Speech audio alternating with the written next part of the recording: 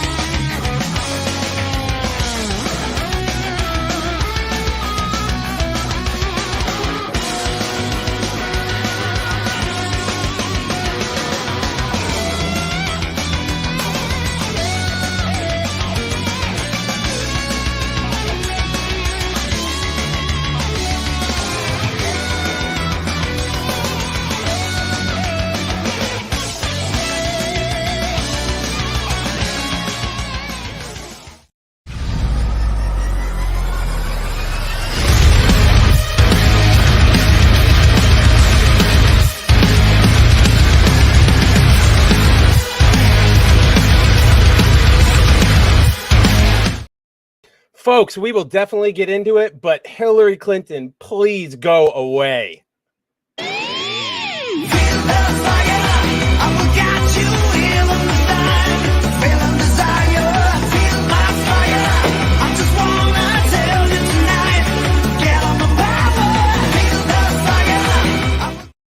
Apparently, you can just lose 80% of your audience in 10 years. People keep giving you money.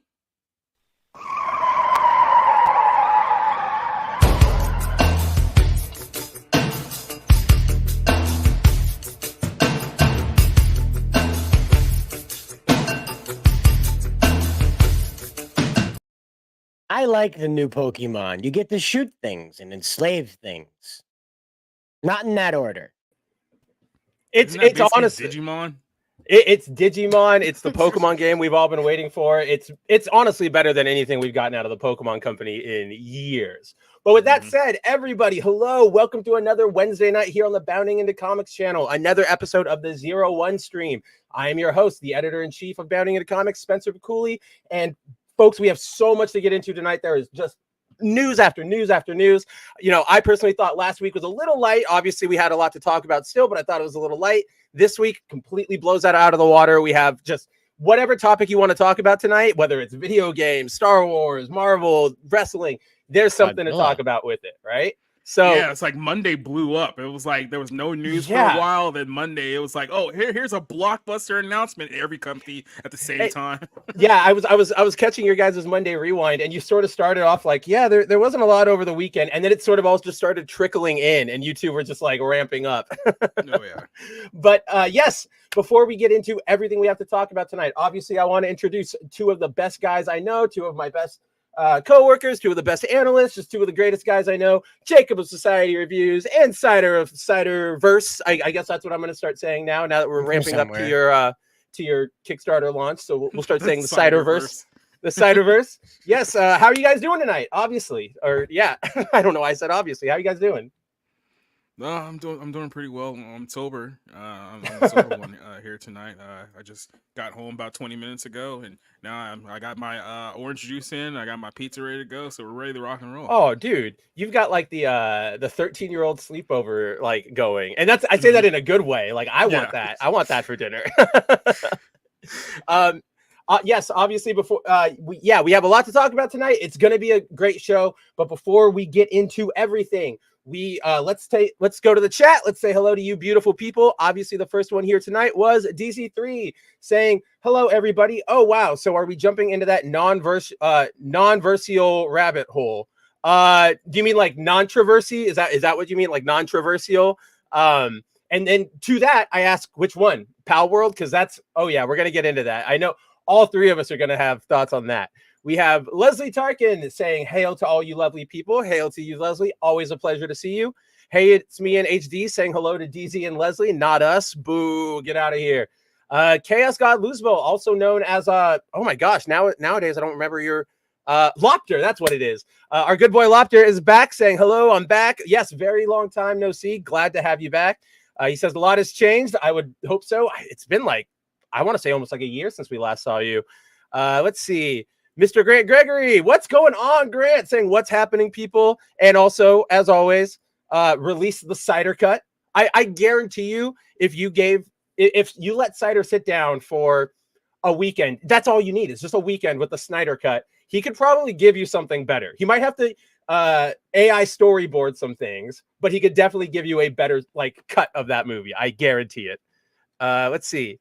Veritas Arturna, nice to see you, buddy. Always, yeah, you've been a recent addition, and we're glad to have you. Says didn't notify me of live. Yeah, it's so I don't know what's going on with YouTube notifications. So obviously the site's all got bugs every now and then, but I feel like this week I haven't gotten any notifications for anything.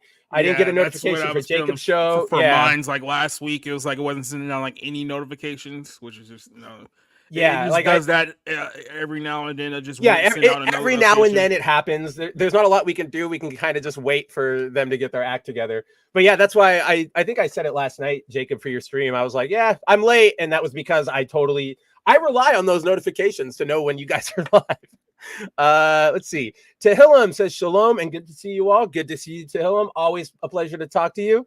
Doba Fett, howdy. Oh, Doba, nice to see you.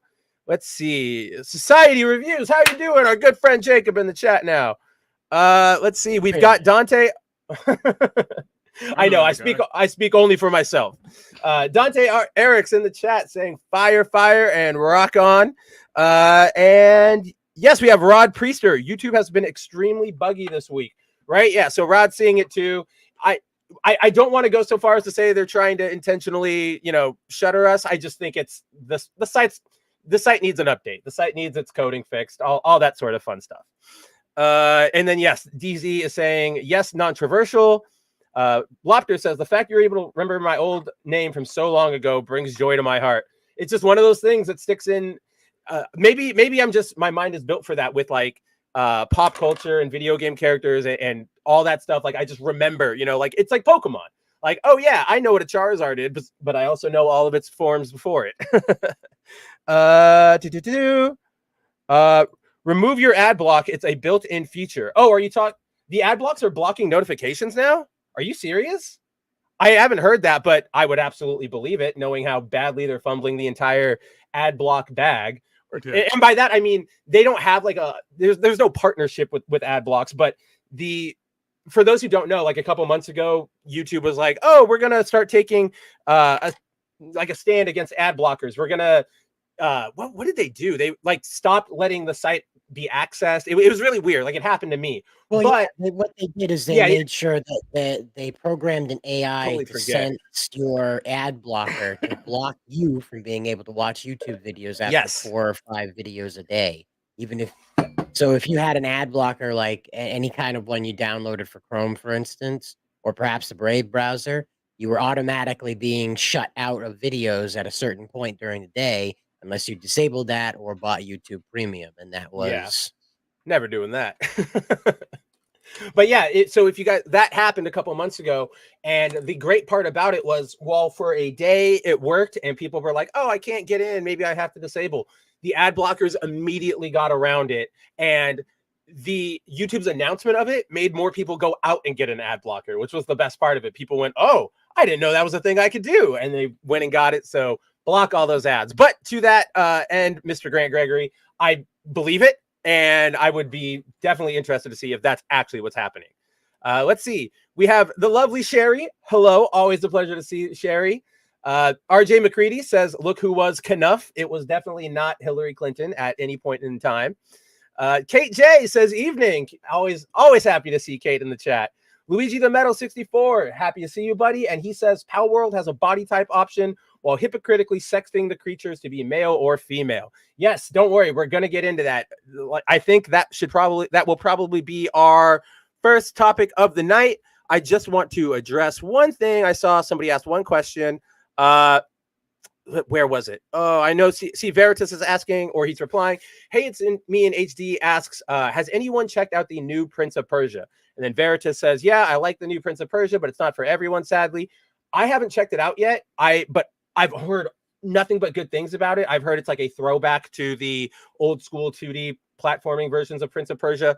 The good news is, and this is something that really worried me when all the trailers and stuff started coming out, is that the protagonist with the Killmonger haircut, that's not the prince. They didn't do a race swap of the prince. They actually did the thing we all regularly clamor for, which is make a separate character and then you can, put him in the world. So I think his role, he is a separate character, and his role is like he's trying to get on like the royal detail to protect the prince, but he's like brash and nobody trusts him. That yada yada yada. But all that said, I haven't played it yet. I am interested in it, but as Veritas can vouch for, it is apparently pretty good.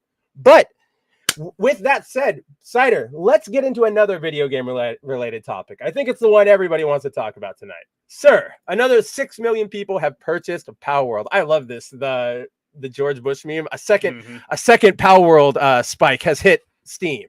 So, for those who don't know what this game is, so Palworld is a brand new game. Well, it released into early access recently. That is essentially a survival crafting game featuring Pokemon and guns. For video game players out there, the best comparison I can give you is if you took Pokemon Legends Arceus, the one they released like 2 years ago, combine that with Ark's what is that called? Survival Evolved, I think is just the subtitle. Whoever wanted to play Pokemon but are disappointed by the lack of murder. The open world shooting, honestly, of like Fortnite, it really does feel like that Fortnite system.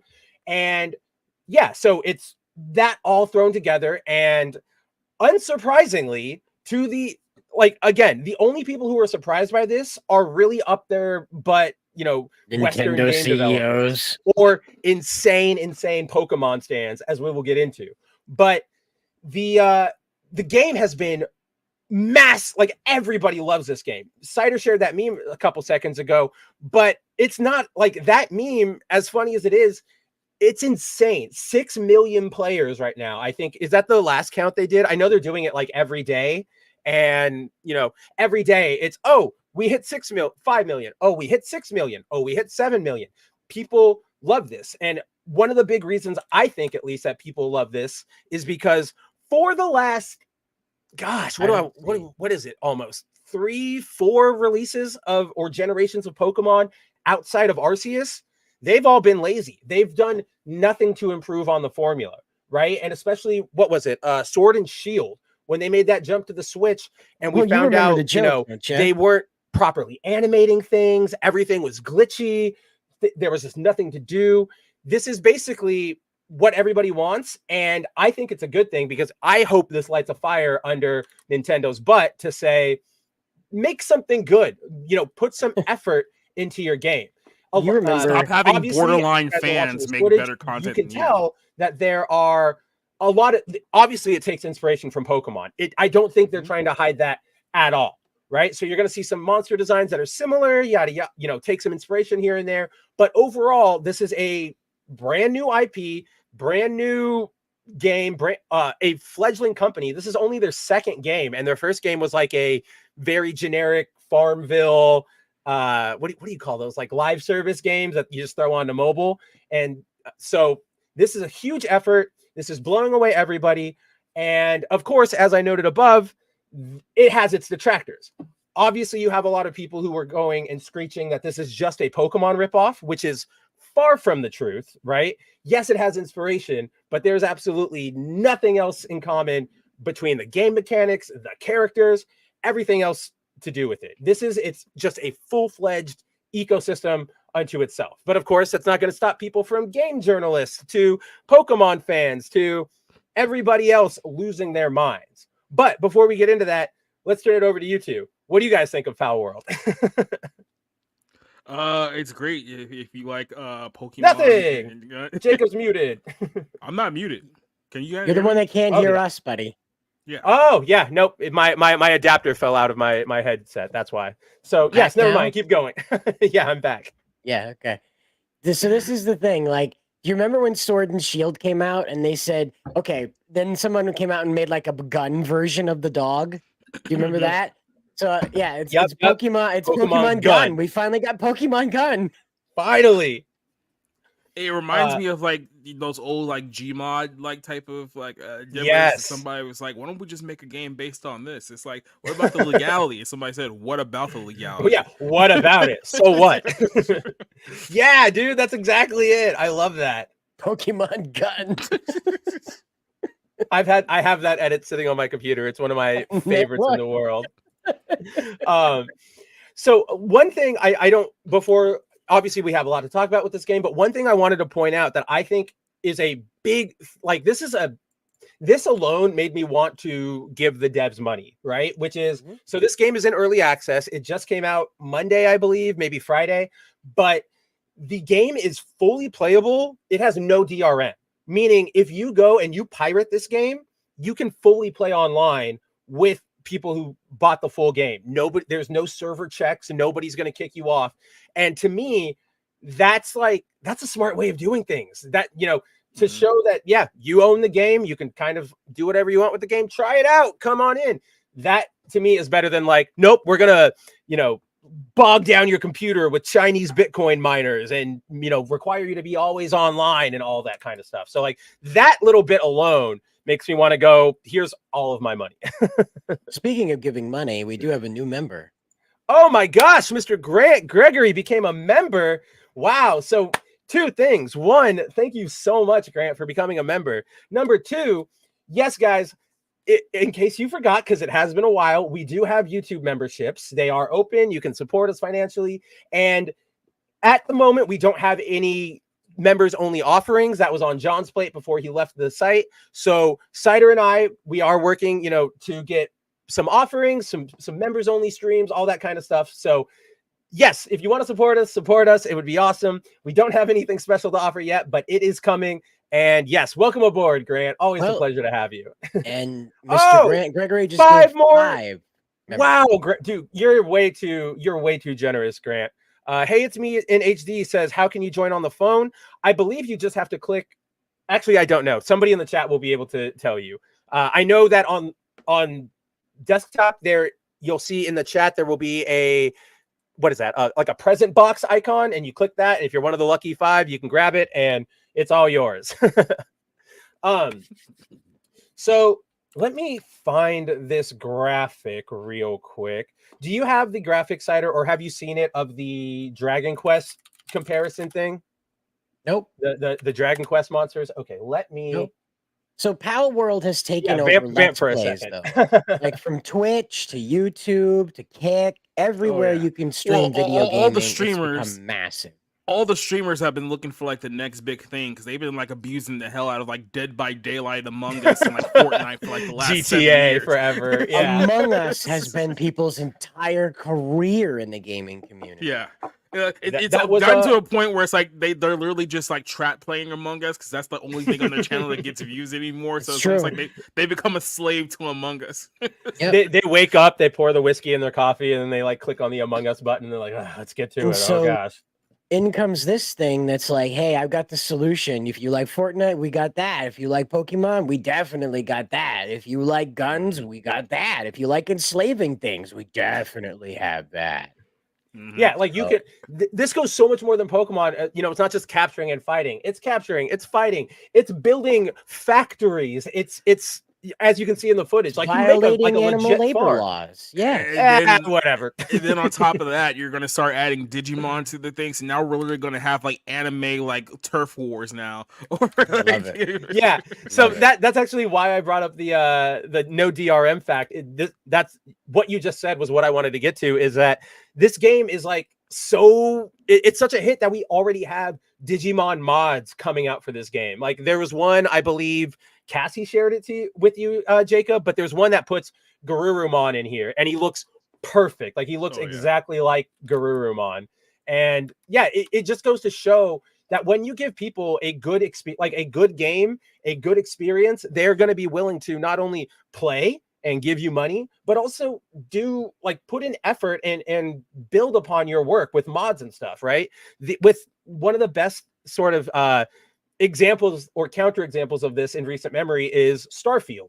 So Starfield, made by Bethesda, you know, typical Bethesda video game. Everybody runs up super close to you, talks as like a mannequin, and then runs away. When Skyrim came out back in, gosh, what was that, like 2012 or 2013? There was a team of modders who, you know, they loved the game so much. They went, base Skyrim is so good, but it could be more. And we like this game so much that we're going to do a huge overhaul for Skyrim. And this mod, I always forget the name of it. I'm sure somebody in the chat is probably dropping it right now.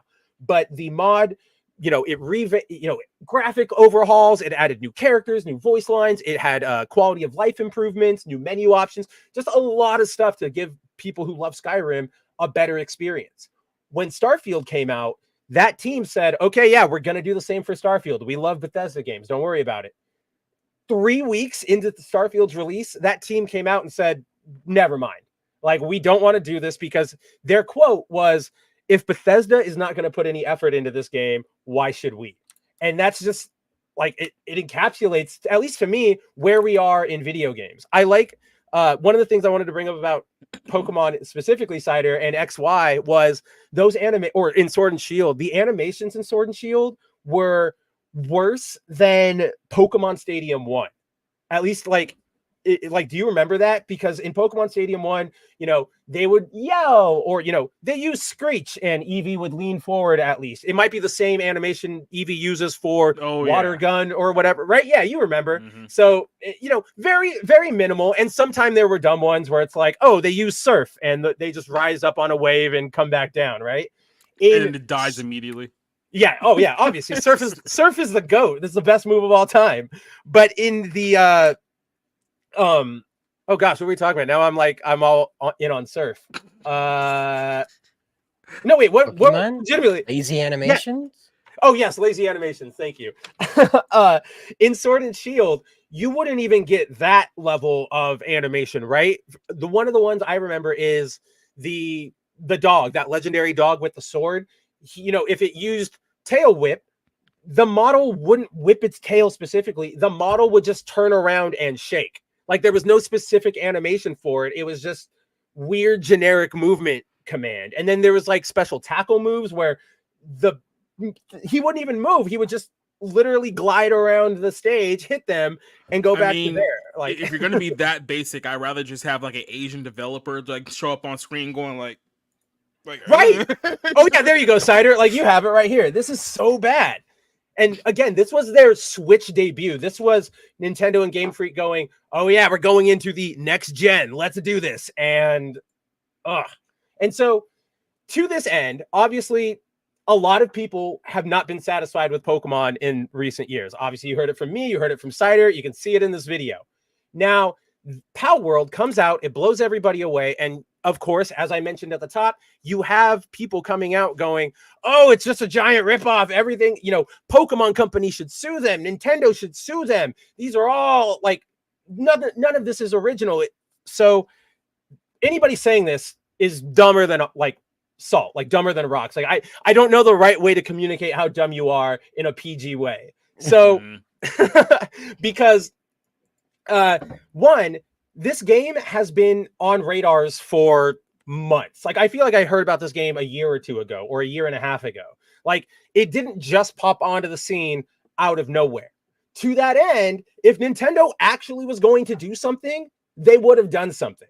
So for all the people bleeding that, Nintendo needs to take action, it's their intellectual property, wah, wah, wah, wah, wah, wah, you have no argument. Nintendo's probably already seen this and gone, what are you going to do? This is essentially, it would be the same if the, what is that studio who does all the really bad, like, Hollywood blockbuster, like, ripoffs, like, right when they come out, like, Asylum, yes. It would be like if Marvel or whomever took Asylum to court and said, you're infringing on our property. It would be easily thrown out because it would fall under property. It would fall under homage. It's, you know, nobody in Palworld is going, this is Pokemon. You know, nobody's trying to confuse the properties. They're going, this is very clearly our own thing. And two, Cider, do you want to throw whenever you're ready? You can pull up the image I have for all the people. No worries. It's actually perfect timing for all the people whining that Palworld is unoriginal. Palworld is just a ripoff of everything. This is an image that's going around right now that compares monsters from Dragon Quest, which is like the granddaddy of all JRPGs or Japanese RPGs rather, and showing how Pokemon has some very similar designs to them. And just even a quick glance at some of these monsters, you have small bat with wings with antennae. It's not exact, obviously, but you can see a lot of inspiration. Some of the best ones that you can see are the Nidorino and the purple rabbit with a horn, the Ammonite and the slime with the shell, the weird duck thing and a Psyduck. I literally saw somebody on Twitter take the Psyduck and I forget what the duck thing from Dragon Quest is, but they put them side by side and they went, there's nothing similar, or what do you say? He said, they're entirely similar. Everything here is similar except for the duck bill. And I'm like, no, sorry, I got that wrong. They were a Pokemon fan going, oh no, Psyduck is completely original. They have nothing in common with the Dragon Quest monster except for a bill. And I'm like, it has short stubby hands. It's like the 3 fingers. It's got its tail. It's got the little hair. Let's just put it poof. This way. If there wasn't any kind of working agreement, this is the type of thing you would call your lawyer, be like, do I have a case here? Should I pursue it? Should I pursue it? And I'm guessing all Nintendo's lawyers just went, no, don't. Don't be dumb. You have you have bigger fish to fry. This Ghastly one, and then the ghost thing, that one really stands out to me. The Majin Buu and then coughing is another one that I'm just yeah, those are the exact same thing. And then the shell, the shell clam thing and Shelter, it's there. Obviously, they're not. I do feel like that Dragon Quest probably should have been cut a check at some point. Here's just a little bit of money, so you don't get too angry, right? So that way you can't do a podcast 30 years later saying, "Oh, they totally ripped us off and never paid us." What you call it? It's oh gosh, I totally forgot what I was trying to say there. But yeah, protection money or a gift, oh please don't, an offering, a peace offering. That's what I wanted to say. Yeah, as Reigns will say, acknowledgement money. Yes, exactly. And then just for one more, just to address one more thing about this plagiarism idea.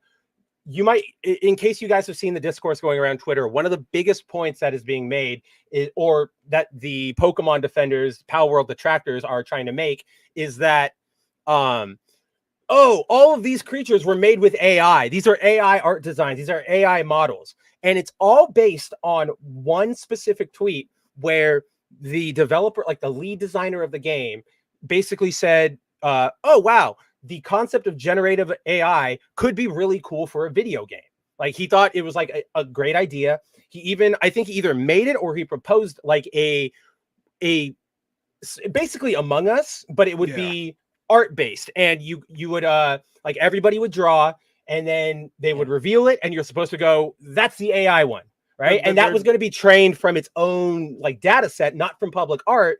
But everybody's losing their minds and going, oh, AI. No proof of it. Sorry, Jacob, I cut you off, but go ahead. No. There's 2 points here. It's from kind of 2 perspectives. One is, like I said, I think everyone's kind of looking at this from a U.S. law perspective. I think he said himself, it's you have to kind of look at it from a Japanese law perspective as well, because I think we're just so used to Nintendo being so sue happy here, in the United States. So there's definitely complications when we talk about laws in other countries as well. Oh yeah. And one thing that I have noticed, and this has been a trend for a while, and honestly, it should motivate these companies to do a lot better and produce a lot better content, because I think you saw this with Streets of Rage a few years ago too. Remember when there was this online fan game that somebody made where it basically just combined all elements of the 3 Streets of Rage games from the Genesis era and made it kind of modern, kind of a mix between all 3 games, and it was super popular online, right? But because it was a free based game, they couldn't sue them or anything like that, because it was basically just a project. Yeah, so not making any money. But what happened was the game came so popular online, it literally forced Sega to be like, okay, fine, we'll do Streets of Rage 4.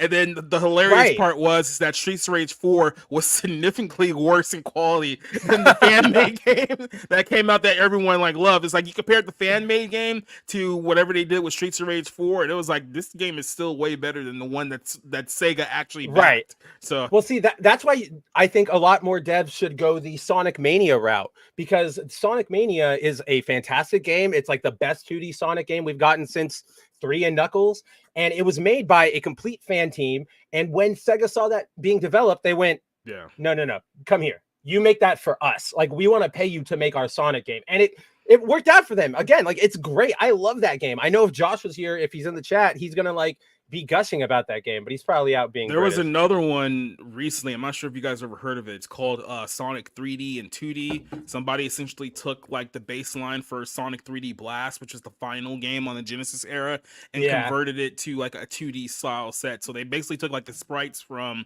I think it was Mania and 3 and Knuckles, and then basically made their own game that's technically Sonic 3D Blast, but in a 2D format. And that one's been blowing up online too. Yeah, so. I've seen that. I've heard that one's really good. But like, yeah, to your point, Jacob, I definitely think that this needs to be that moment for Pokemon and Nintendo to go, okay, we need to do something better. Because after this, after getting so publicly spanked, you can't just go back and go, oh yeah, remember this? Like, remember our awful product? Like, don't you want this? Like, you have to make a change now. And I genuinely hope it comes, because I used to like Pokemon a lot, but then they just stopped caring, stopped putting in the attention, stopped putting in the effort, and here we are.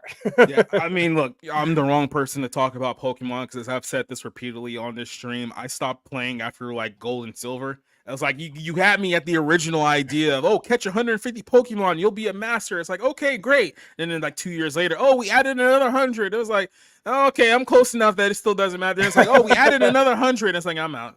I'm done. I'm done here. See, and then next thing you know, there's like 900 now. So like I will admit, my specific brand of like obsession is like, I want to do I like collections. I like collecting cards, games, whatever. So that was the best aspect of Pokemon to me. It was like, ooh, we always get new Pokemon. We always get new ones.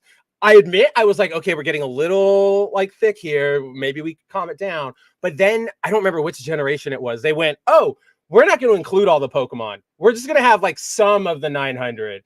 And that was the moment I was like, we're done here. That was like, they had to straight up drop the catch 'em all from their like marketing logo presence, because they just don't offer that anymore.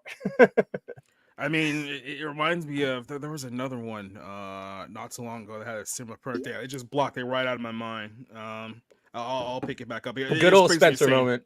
Yeah, exactly. It's spreading. This is patient zero right here. Let's see. Okay. Just great. I was going to make a reference to Yu-Gi-Oh, because I remember the same thing with Yu-Gi-Oh. Remember Yu-Gi-Oh went on for like so long that I think by the time card games on motorcycles. Even before that, like I remember like the whole thing, like they were building up this whole feud of like Malik or whatever with the whole Egyptian like stone things or whatever it was. And I remember that ending. I was like, okay, I guess I'm done with Yu-Gi-Oh now. Then like literally like 10 years later, I find out that no, actually the final boss was like Bakura, and they had like this whole like feud after the fact. And I was like, when the hell did this happen? It was like I had to go back years afterwards to be like, wait, it kept going? Like, yeah, that's what I was gonna say. Like, well, they kept going? I thought we were done. Yeah, exactly. Like we were already packing up the tent. Oh no, guys, we got one more activity. Yeah, seriously. I came to this city to give you a message. Card games on motorcycles. Card games on motorcycles! Card games on motorcycles. Crow, did you hear that? Card games on motorcycles! Card games on motorcycles? Card games on motorcycles! Jack. Dude, what is it you say? I came. Do not come. Now that's gonna be stuck in my head, just like after we watched the Sopranos meme. Like that, the Gabagool was stuck in my head for like a solid week. It was so hard, Cider, for me to write that the article about the Sopranos creator being like upset with TV, because it was just like gabagool, gotta get some gabagool, like the entire time, and it was driving me mad. Then you have to go back and listen to the actual Sopranos theme song to get the gabagool version out of your head. But even then, it's like Cider said, you can't, and the gabagool one ends up being like better. You're like, oh yeah, this one I can groove to this one. Yeah. Cider, what were you gonna say? Nothing. I was just gonna help you transition over to the next topic. All right, let us transition and respect our transition to the next topic. So, go ahead. Well, I just wanted to show, like, here it is, right here. Here is two-time presidential runner-up Hillary Clinton offers condolences to Greta Gerwig and Margot Robbie after the Barbie Oscar snub. Quote, "It can sting to win at the box office, but not take home the gold." Still sour about 2016. She's still sour. She's so sour. Yeah, so before we unpack it, let's just give the chat a quick rundown. There isn't too much to this story. Obviously, for those who don't know, the Oscar nominations came out on Monday. Barbie got a lot of nominations, but it did not get a nomination for Greta Gerwig for Best Director or Margot Robbie for Best Actress. And I want to note this, that aside from those two nominations, the movie has gotten 8 total nominations, and Gerwig is still nominated specifically for the screenplay. So they're still being, honored, rewarded, nominated, whether you think they deserve it or not. They probably don't. Honestly, I think the only one they really deserve to be in there for is production design. And that's just because I think they did a great job making Barbie World. I just thought, aside from the film's content, that was a really good move from them. But because they didn't get these two arbitrary, the two best awards to them. There's a reason why they're so butthurt right now. It's because, like I mentioned this on Twitter earlier today, they literally took a child's toy from several decades ago and made it essentially into a diatribe for a 30-year-old feminist women. And that's the only reason, literally the only reason why America Ferrera got nominated is because she did that whole speech about this is what women have to do just to please men. And they gave her a nomination for that. So they crafted this whole thing around, this is going to be the progressive message and the feminist message, and literally everyone's only talking about the men. Like Ryan Gosling got a nomination over Greta and Margot Robbie. The whole song I Am Ken, I believe, got nominated as well. So it's like, I'm just kidding, but it's like, so literally the only takeaway that audience has had with this film is that, I really like Ken, Barbie not so much. So they're taking it personally because this is not the message that they wanted to deliver to people, but this is the message that people took away from it. I also just want to mention on that song, because there's another song that got nominated from the movie. It's the Billie Eilish song, "What Am I Made For?" It's the song that plays at the end when Barbie is becoming a human, whatever the hell that scene is. And it's just like that's a funny juxtaposition too, because that song by Billie Eilish is like, oh, what am I made for? Am I just a product? It's sort of a somber neo-feminism anthem, whereas I'm Just Ken is literally just an over-the-top, what about us men? What about us? In a good way. I love that song. I might not think it deserves all of the awards, but I definitely like it. Let's see. That is because Ken was the star of the show. That's what's insane to me. They felt, like Jacob said, it's just they fumbled it so hard by trying to make this monumental feminist moment and making Ken the best character and making his story more understandable and relatable than the actual Barbie. Right? Because the problem with so many movies and television shows is because you're trying to prop up the women to be utterly perfect, you give them no character or personality whatsoever outside of being a whiny woman. So anyone else in the film who does not have that personality is infinitely more exciting than the character you're trying to prop up. So they get upset because people are identifying with characters who are not the main character. They're finding side characters and be like, no, I like this person far better than this. It's like, why are you rejecting the essentially the avatar here that we've propped up for this film? This is who you're supposed to be focusing on. This is a symptom of the industry completely disconnected with its audience. Disconnected doesn't even start to get to it. There are people in the discourse right now on Twitter straight up calling for like violence against Academy members because Greta Gerwig and Margot Robbie didn't get an Oscar like nomination. It's the LA. I cited it in this article. If you guys want to go check it out on Bounding, there is a tweet, or not a tweet, an article published by the LA Times where the author straight up says we should push him out of a window. It's above that one, Cider. I didn't quote it, but it's like where is it? Up more? It might be up in that next paragraph. Right there. Wish violence. It's down. It's that red. Wish violence. Sorry. Clever. No, it's totally fine. But see, right here. See, that's what I like about Archive. It can like put you on the specific spot. But this was from the LA Times, published today. Quote, certainly millions of Barbie fans are currently wishing they could push someone, perhaps a member or two of the Film Academy, out of a very high window. Like, what is going on here? Also, I want to... Because that's how normal human beings operate with situations, right? You want normal human beings, Jacob. You spoke too soon. I got to read you guys the opening paragraph because it's insane. And I started with that one because it was relevant. But here's how this person opens up their article. Quote, if only Barbie had done a little time as a sex worker, or barely survived becoming the next victim in a mass murder plot, or stood accused of shoving Ken out of the Dreamhouse's top window. Like, they're so bitter. The Daily Beast right? Right? I was just like, what is happening? Like, what is going... Very close. It might as well just be an arm of it. By the way, I just want to pause here just real quick, go back up for a second. I just want to point out that the LA Times are experiencing massive layoffs right now as we speak. If you guys didn't hear that story, and I wonder if articles like this has anything to do with it. I wonder if there's a correlation between the two. There is a tweet out right now from somebody, a writer for the LA Times. I don't know specifically his name, but it's a tweet where he's basically like, seeing a lot of people taking pleasure in being mean and vitriolic about these layoffs. Like, why don't you have some empathy? Why don't you care? Like, blah, blah, blah, blah, blah.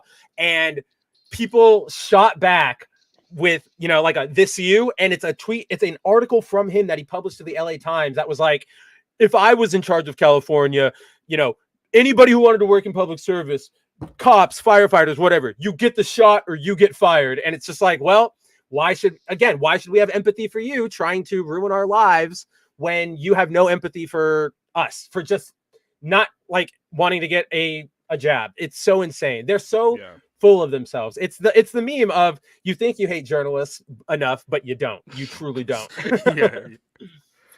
And like I said, this whole thing, like, look, I'm just gonna be straight up with you. Like, you guys should be thankful that you guys even got this amount of award nominations, because this isn't even a good movie. Like, let's be very, very clear here. This is not even a good movie. The only reason why this movie is getting paraded around from Hollywood because it is feminist messaging in the story. That's the only reason. We're talking about Barbie here. Like, there's no life lessons to be learned in this film. There's no entertainment in this film. It's literally just 40-year-old white women having a meltdown and being applauded by their peers. That's what Barbie is. That really is what it is. It's just it's the same thing we see with everything, right? It's the preaching to the choir, patting themselves on the back, validating themselves, right? Because I saw this actually pointed out on Twitter. I saw it pointed out by somebody who is like, what was it? Like, they had like pronouns in bio. They called themselves like a liberal, whatever, so obviously somebody who does, right, exactly. But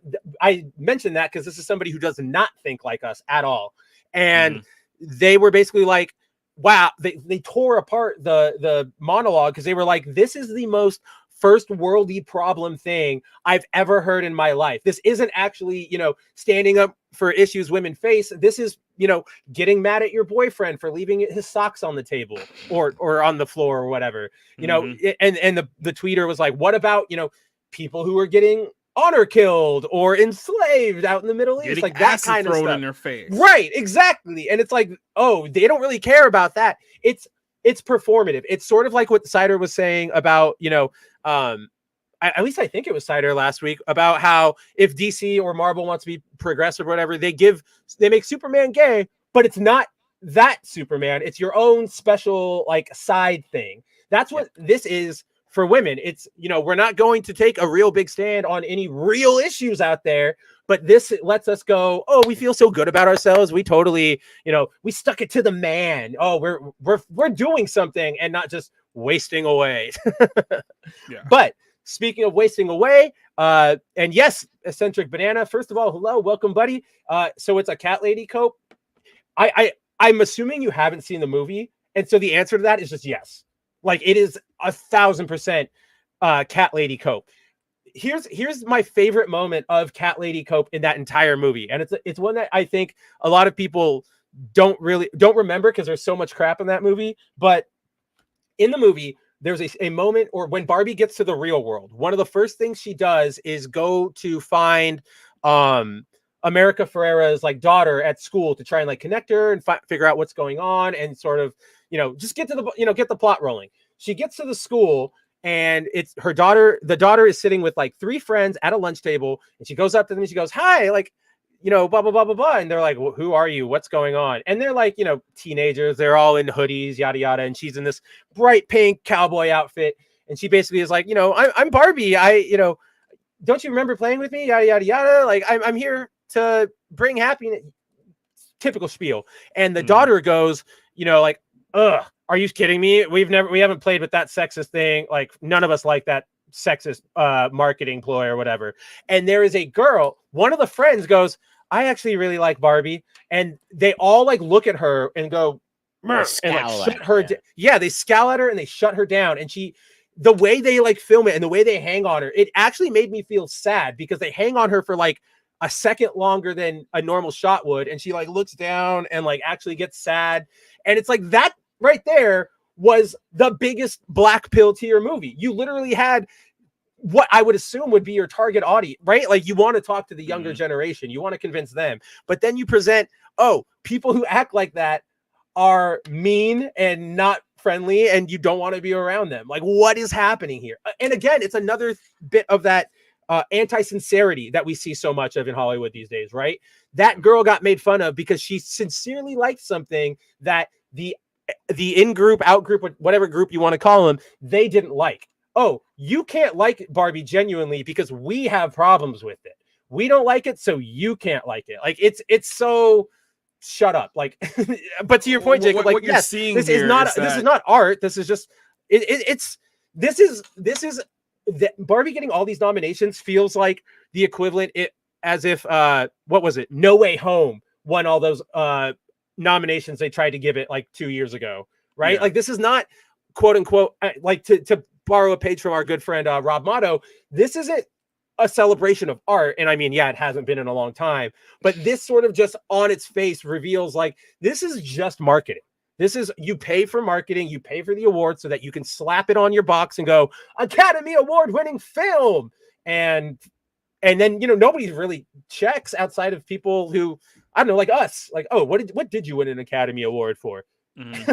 What is it exactly that you do here? Right? Yeah. What is it that you do here? Yeah, that's the outfit she shows up in, and they, make fun of her, blah, blah, blah. Let's see. Oh, I wish then G.I. Joe comes in to blow everyone up. Yo, Joe. Honestly, they could have done that because they had like that was one of the weirdest parts about that movie is that they sort of wanted to do the like meta Lego movie thing. And then they just halfway during a Barbie movie, it just turns into Platoon. Yeah, like I would be in for that. The war would be the Barbie war, the Ken war would have been so much better. Ken's being recruited by Duke. Joe's need you. We need Barbie Joe to be or Mermaid Joe or Mermaid Barbie to be our aquatic Joe. Right. Yeah. Right. Exactly. Hey, it's me, Ian HD. Academy Award label isn't saying much nowadays. I mean, no award labels really mean anything nowadays because everything is paid for. Everything is awful, but it is what it is. Folks. Yeah. Oh, dude, it is all kayfabe. But the most kayfabe of kayfabe goes to one Miss Hillary Clinton because, and that's where we started with all this. She cannot let this go. She absolutely cannot let the fact that she lost the presidency go because Cider, do you have that the tweet up or the page up? Page? Or you the Hillary Clinton one? Oh yeah, sorry. Yep. Oh yeah, no worries. She wanted to be the female ruler of the world, and she wanted to go down in the history books as being that person that everyone's going to talk about forever and ever, and that we were going to give her own national holiday. It was going to be Hillary Clinton Day. Well, she was our first female president. And we are talking about her forever. We are talking about her forever, but for the wrong reasons. So yes, in light of this snubbing and in light of all these people losing their mind, Hillary Clinton just had to stick her nose in it. Like, just go away. Nobody likes you. I feel like this hurts. Like, if there was any change that could happen to the nominations, I feel like this hurts that chance of happening by having her around. Yeah. But yes, we had our good friend Hill Dog come out and say, quote, Greta and Margot, well, it can sting to win the box office, but not take home the gold. Your millions of fans love you. You're both so much more than Knuff. Hashtag Hillary Barbie. Like, that's what I think more than anything, this is just a very I feel like this is just a very transparent, like, me. Remember me? I'm Hillary Clinton. Remember me? If there's a discussion about feminism, I gotta be into it. Like, I gotta be in it. And then, of course, the Clinton, why am I not president? Wait.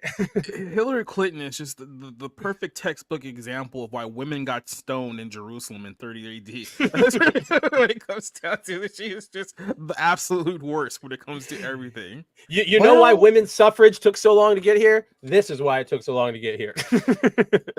What were you saying, Cider? I was just gonna say,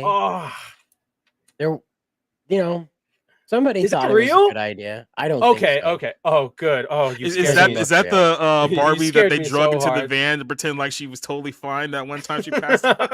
Right. Gosh, Pokemon, go away. Impeccable foreign service record. Mm-hmm. Shut up. Oh, like, that's the sort of like Democrat line. Like, I hate. Yeah, remember that country that we completely destabilized and caused Muslim uprising over the entire region. Remember that impeccable foreign remember when I got like a bunch of our servicemen and ambassadors killed? Oh yeah, no, it wasn't a big deal.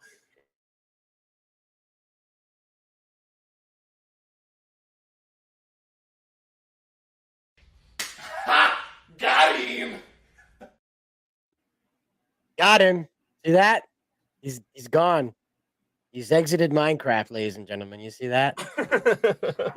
Hillary got me. That was a really good use of that one. But yeah, guys, that is basically all there really. Like I said, there's not a lot to the story. It's basically just another moment of Hillary, shut up, go away. And it's just, it's sad. It's pathetic.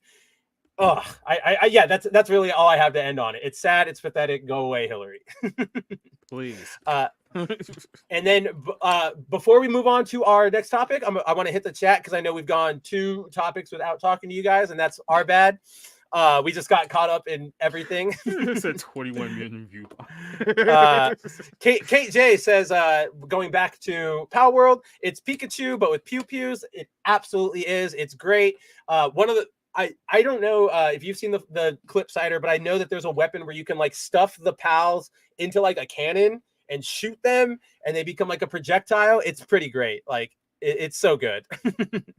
Yeah, Luigi the Metal says 2D characters on 3D backgrounds should be the graphics Pokemon should use. It worked for Mystery Team Rescue or Mystery Dungeon Rescue Team DX.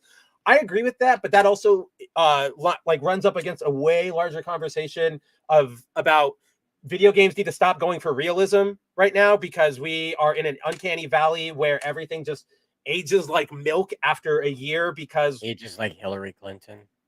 Oh, dude. Oh, man. I had to watch like 7 interviews of her from like last year. She is literally ghoulish. She's getting the like Thanos mouth like right here, like all the way down. It's really distracting.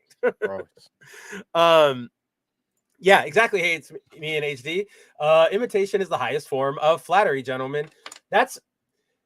I always find that to be true. And unless you're doing something where it's like, oh yeah, here's a Pokemon box and it's just made, you just made it. You didn't ask for a license. Like, aside from that, go for it. Parody whatever you want. Parody, all that fun stuff. I mean, I know that like there are a bunch of comics, Comicsgate has a bunch of comics parodying real creators. Marvel's done comics parodying other things. it always exists. Weird Al is a thing. Yeah. Let's see. DZ3 says, no offense, Spencer, but if the Pokemon Company were to sue, it would not be on those grounds, and also not under American law. True, it would not be under American law because it takes place in Japan, and the developers for Palworld, I believe, are Singapore-based. So yes, but it's also still very hard because it still runs up on international law to say you're directly copying me.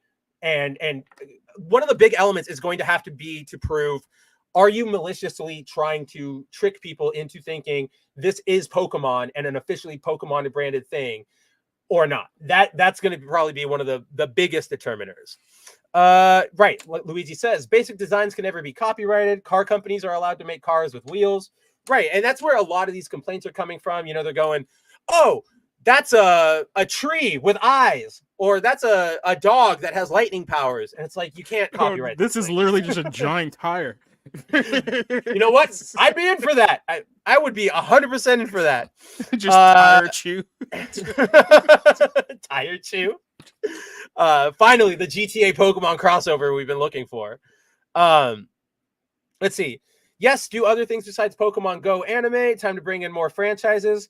Are you talking about more franchises in this playstyle? Because I agree. Again, anything that makes developers sit up and pay attention will always be a good thing.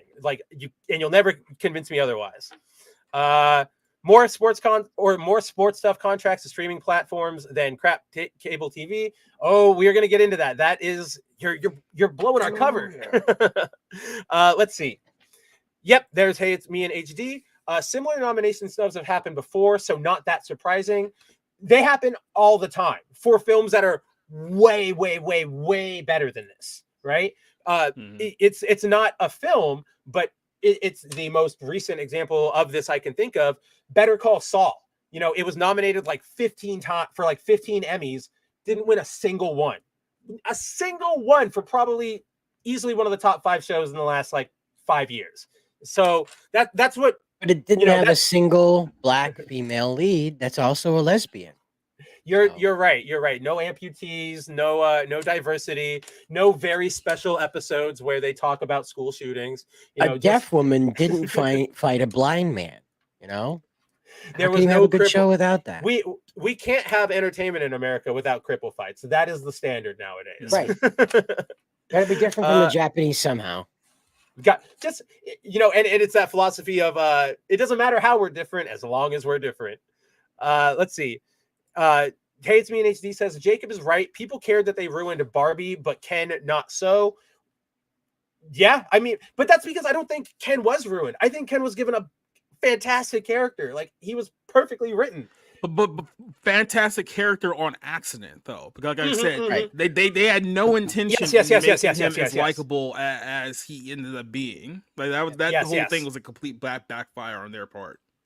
Right, because that obviously, as people who've seen the movie can tell, that he was supposed to be the figurehead for all of these complaints, right? Like the neoliberal boogeyman. But he became the most charming. He had he was right in the end. You literally had Ken go back and say, we just want, rights. We want representation in Barbie Land, legal representation. And they go, no. They wrote in their mind, they thought that the women in the film was the sympathetic character. They thought that people were going to have sympathy for the women for the movie, and then they unironically make Ken the only sympathetic character in the entire movie. 1,000, it's what you were saying at the top. It was it's an own goal. It's the best own goal we've probably seen in a long time in this sort of field. Hey It's Me in HD asks, that scene really comes out in the movie. Man, that's pathetic. And yeah, he's talking about the lunch scene that I was recounting. Kate J says, well, they're also posting General Sherman memes as a veiled threat against people who support Governor Abbott holding the line at the border. So there's that. Quick frame of reference for people who don't know. The federal government said Texas can't use razor wire to defend or to secure the border. Texas said, forget that, and they're going through with it. So that's the current political discourse going on right now.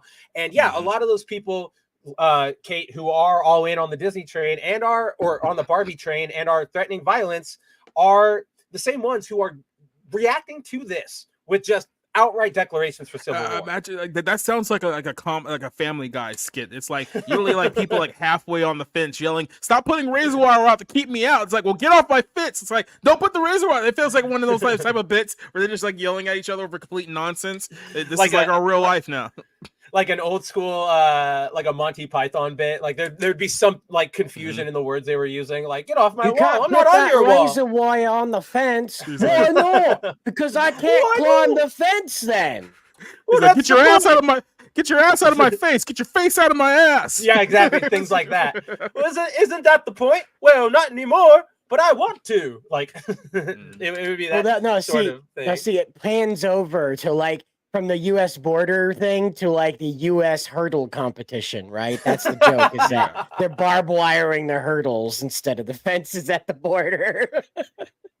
Sure, why not? That's a perfect Family Guy one. That's exactly how they would do that. But yeah, like I mentioned that, and I point out Kate's comment because that's sort of just where we've gotten. Like people have just become so what's the right word? Like so confident in their sides being completely right that they'll just throw out randomly veiled threats, or not even veiled threats. Like these are just threats, whether it's civil war, whether it's push Academy members out of a building, whether it's, I want this person, the Palworld devs or the Palworld critics going, oh, I want that guy off of the internet because he made a game that I think is too close to the one I like. Like it's just I want the Academy judges pushed out of a second-story window because they liked a blonde guy. I want him and his entire family. Right. I want him and his entire family dead because the movie that I didn't like didn't get enough nominations. Like the turn of phrase that comes to mind with all of this is one that Jacob regularly brings up, which is the Mike Tyson thing. I forget the exact quote, but it's essentially, people have gotten too comfortable or saying things online and not getting punched in the face. Yeah. It's 1,000% that. Like they think they're so confident that when push comes to shove, they're going to whine about it. This is why they, not to get too out of the weeds, we'll come back really quick, but this is why they always lose, or why they have been losing, because they just have no sense of strategy or continuity. Or common sense, or hygiene. any, appeal. They can't appeal to people. Yes. Good ideas, hygiene, morals. Yeah. Let's see. Hates Me in HD says, Spencer, I knew you were a real one. Better Call Saul is excellent. I love Bob Odenkirk. I'll watch anything he's in, pretty much. Yeah. And then DZ says, oh yeah, games today aged very quickly. A lot of popular games last year are quickly forgotten. Well, they're forgotten because nobody's doing anything different, right? We get the same generic battle royale game. We get the same generic, shooter game. We get the same generic, what is that format called? Roguelikes. And so when Palworld comes along and it just does all these things differently, we're going to be talking about this for years. Even if it didn't sell the amount it did, people would still be referencing this in 10 years going, remember that thing? Remember that? Like, here's, an idea that happened. There was something popular. And then, yeah, just with graphics, we're getting to that point where you can tell it's not real, but they keep trying to make it real. And the more real they try to make it, the weirder I know I'm just explaining the uncanny valley, but for those who don't know what it is, that's essentially what it is. They don't look real. And as soon as a month passes, that model already looks outdated. So I was talking to Josh about this yesterday. There's a huge difference between a game like Death Stranding, where they put in all of that effort and all of that time to get the faces right. And I will even give credit to The Last of Us 2 for doing the same thing with their graphics, right? But that in those are rare cases. Otherwise, you get things like Suicide Squad Kill the Justice League, where everybody's got their bug eyes and looks really stiff and like Stretch Armstrong. So super weird. But yeah, I always prefer a game looking stylized, having an art direction that's creative rather than just going, I want it to look real, because that's just boring. Yeah, Kate says Ken was the most savage and the women were not having it. He ironically had balls. Again, that's what Jacob's saying. It was a complete accident. They didn't mean for him to be that cool, to be that fun, to be that beloved. They went so woke with him, they circled back to based. They really did. No, they go so 100%. You could circle back to based. Where was this? Because two people brought it up. Hates Me in HD says those people sound like Mr. Burns. Smithers, have the Rolling Stones killed. That's good Simpsons reference, but then that also prompted Kate to say America will be a better place when Rolling Stone magazine finally goes away. So Kate, yeah, he's talking. Hates Me in HD was making a Simpson reference about where like actually involves the band. But for those of you who don't know, I believe Kate, and please feel free to correct me if I'm wrong, but I'm pretty sure this is what you're talking about. Rolling Stone ran an article yesterday, the day before. Basically, last week, Star Wars Theory had a guest on his show. I don't remember her name specifically, but they were having a discussion about Star Wars and the brand and where it's been. And his guest basically went, as a woman, she was going, women didn't like Star Wars. This wasn't a girl's brand. And that's part of the reason why it's so destroyed now. And Star Wars Theory. Good. Right, exactly. And that's when Star Wars Theory went, yeah, no, I totally agree with you. I hear that. Rolling Stone got a hold of that and published an article. Like, it's not even really it's not newsworthy, to be honest. Yeah. Like, it's somebody's opinion, one, and it's not even that controversial. But Rolling Stone blew it up and, tried to reignite the Rose, Tico, Ray, gender fake wars that didn't really happen. And it's just pathetic. But to your point, Kate, look, yes, just real quick, you know that it's bad when even Whoopi Goldberg is coming out and saying, guys, you need to stop whining. Like, it's an award show. You don't get nominated. Like, that's just the way it works. Like, that's crazy. Whoopi is out here going, Whoopi all of a sudden becomes like the voice of reason. That's when you guys know that you got way off the reservation. It's like Cider said. She went so woke. She went all the way to coming back to face. Yes, and so here is the article written by one CT Jones. I haven't really read it because I already knew what went down, but this is where we're at from these mainstream news outlets, right? Like, this is not news. You're making a mountain out of a molehill. You're doubling down, dying on a hill that is definitely not worth defending. This person, CT Jones, is essentially like those Japanese soldiers who were left in the Philippines and they didn't know the war ended for like 40 years. And then when people came and they were like, hey, trees. yeah, exactly. And it's just like, hey, we're done. Like, we're completely done. They're like, nope, no, not until my commanding officer comes. It's not until Disney comes down and says, oh, we actually like these fans now. And your commanding officers in Hawaii now. The war's over. Yeah, exactly. But that's what this completely feels like to me. Like, it's just so sad. And yeah, Leslie, the Emperor likes football. That's the joke, right? Like, no, you completely misunderstood. The Emperor likes football now. The Prime Minister is a big fan of Elvis. Remember that when the Japanese Prime Minister came to America and went to freaking Graceland before he went to DC? That was hilarious. That was the best moment. Like, of course, go to Graceland. Isn't Dollywood there? Go to Dollywood. I know Jonas J. Campbell over at that Park Place. He swears by Dollywood. DC3 clarifies. Actually, Star Wars series just nodded. He technically didn't agree or disagree, I think. All right. Okay, so good info. Again, I don't know the entire thing. I know the base from everybody talking about it. I know that this popped up and it's just, again, tired. Stop trying to, Disney's not going to kiss you. Daisy Ridley's not going to take you out on a date. I want Bob Iger to kiss me. What a horrible image to put in my head, Spencer. Goodness. That's why I went for Disney. Black couch somewhere. I wanted the mouse somewhere. It's absolutely in his office. Right. Exactly. Eccentric Banana. News? It's not news. It's just somebody. It's a Hillary moment, right? This person is still upset that, yes, the sequel trilogies were garbage. Everybody has woken up to that in recent years. And everybody knows nowadays that Star Wars is cooked. The brand that at one time you could go, new Star Wars game coming out, new Star Wars comic, and people would go lining up. I cannot wait for this. And nowadays you have people go, all right, it's the same amount of like enthusiasm as somebody going, they brought back the McRib. A lot of people are going to go, oh, that's cool. Like, I really like the McRib. Yay. But most people are just going to go, all right, cool. McRib's back. What? I don't really care. My life doesn't change. I'm not going to run out to get a McRib. Oh, wow. Kate says she wasn't referencing that. Oh, my gosh. Wow. Actually wasn't referencing that. Was just referring to how awful they are in general from lying about Grape, the college rape. What was that? Harvard? Was that one? Or Brown? One of those, the lacrosse team? Duke lacrosse. And then Duke lacrosse. It was Duke. That's right. And then to claiming a hospital was giving out horse paste in coof times. Truly puke humans there. Oh, yeah. Absolutely, Kate. Like, do not get me wrong.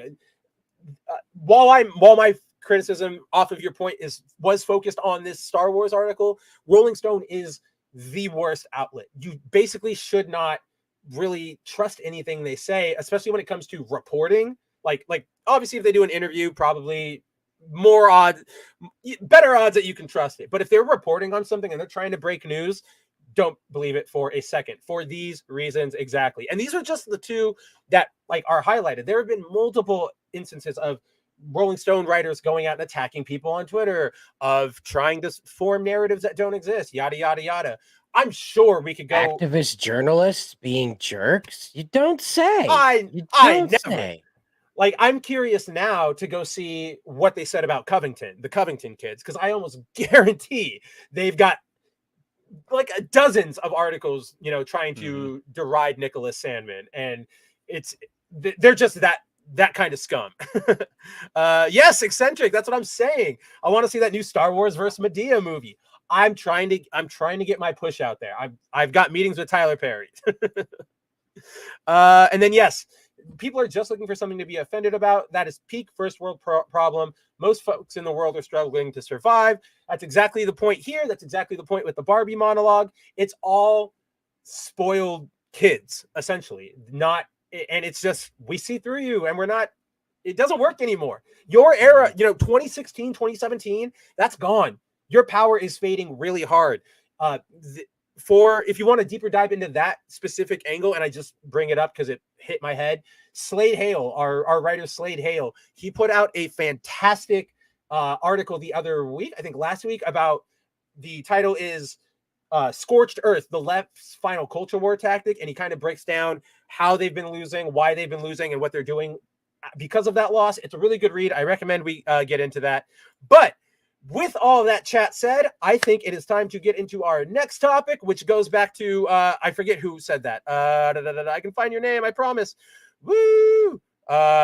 Maybe I can't. Oh, no. Wait. Oh, I was just on it. Stephen Wang's talk about sports entertainment and cable TV. Perfect jump over. And because we have one of the best commentators, experts on the topic here tonight, I will hand it to Jacob for a second while I go to the bathroom. All right, then. So here's how this whole thing got together. Before we talk about the Netflix deal specifically, let's rewind it back just a little bit here. So WWE, as you all know, formerly known as WWF, has been on cable television roughly now for about 30 plus years. WWE Raw premiered back in 1999. It struggled out of the gate a little bit. Then after a little war of WCW, it grew to an audience of, I think at its height was nearly 10 million people at one point in time was watching the show. Then, of course, the early 2000s hit, guys like Steve Austin and The Rock leave, and it's kind of just been like, an up and down and up and down and up and down with the ratings for a while. $6 Million Man? Steve Austin? No, the beer drinking Steve Austin. Yeah, the what guy? Yeah, what? Yeah, that what? Guy. I love that.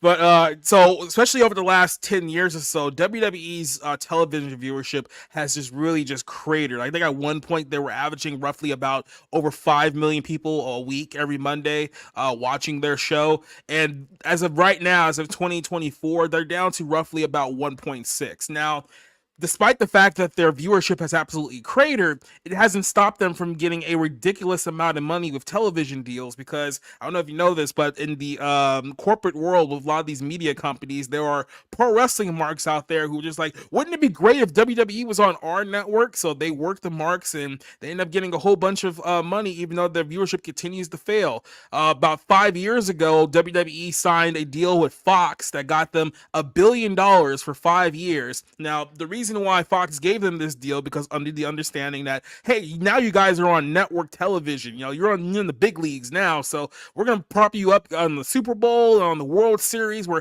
all the most people are watching our content, and then that's gonna cause WWE's ratings to skyrocket. So they were expecting somewhere about like 3.5-4 million viewers every single week. The reality is they only got about 2.2 million, and that was their average for 5 years. So they didn't even meet half their expectation. And guess what? Because they signed that ironclad contract, WWE got paid out $1 billion over 5 years for SmackDown. So Fox said, you know what? We're not going to renew this deal. It's not working out for us. Like, we're out, right? At the same time, USA, who had been paying WWE almost $300 million for Raw and NXT, says, yeah, you know what? The numbers really aren't getting any better here. So here's what we're going to do. We're going to take your highest rated show, which is SmackDown, and you can go find other networks for these other two shows because we don't want them here anymore, right? So WWE ended up moving NXT from USA to the CW. So Fox basically said, like, you are hurting us, like, go away, like, we want the least amount to do with you. Yeah, I mean, pretty much it was like, look, we had an expectation when we gave you $1 billion. Right. You didn't come anywhere remotely close to meeting that expectation. Like, literally, I think the first episode they were on Fox did about 4 million viewers, and literally after that, like, literally the next week, it went from 4 million down to about 2.8, and it just kept going down and down and down. So, man, that is like Marvel's drop off. Like, that's bad. Yeah, and like I said, by average, all they've been averaging is about 2.3 million viewers every single week now. So for the last several months, they were trying to shop over Raw to a network, but of course they're a publicly traded company, so they're trying to get more money than their last deal, because if they don't get more money, their stock price is going to tank, right? So they're trying to shop around to a network here. Hey, we have this show, WWE Raw, which is only averaging like 1.6 million people on a Monday night every single week going up against football. Who's going to pay us $400 million? And every single answer from a network was like, yeah, no. Like, they had meetings with Disney, that didn't go over well. They had meetings with Warner Brothers Discovery, that didn't go over well. Triple H and Nick Khan met with what's his name, Jeff Bezos from Amazon, trying to see if Amazon Prime will pick him up. That didn't go over very well either. So they were shopping around, they couldn't find a home, and it was getting to a point where it's like, look, you guys are going to be off the air here in like 9 months. Like, what's the news on the TV deal? Well, they announced a new deal a couple of days ago. However, it's not a television deal, it's with Netflix. Netflix is now going to get the exclusive streaming rights to WWE Raw and to other WWE related content, and they're paying $500 million a year for this content. So, whoa. Yeah, so that's so much. Oh man, they dipped into Obama's stash. So no, don't worry. They need to keep like $7 billion for him to, you know, make more of his propaganda films.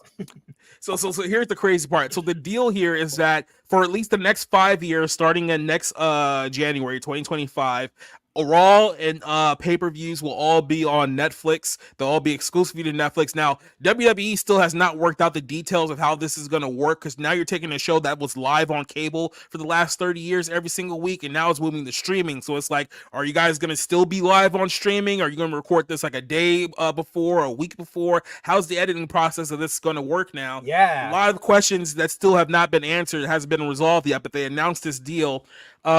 As part of Don't ask questions. Just consume product and then get excited for next product.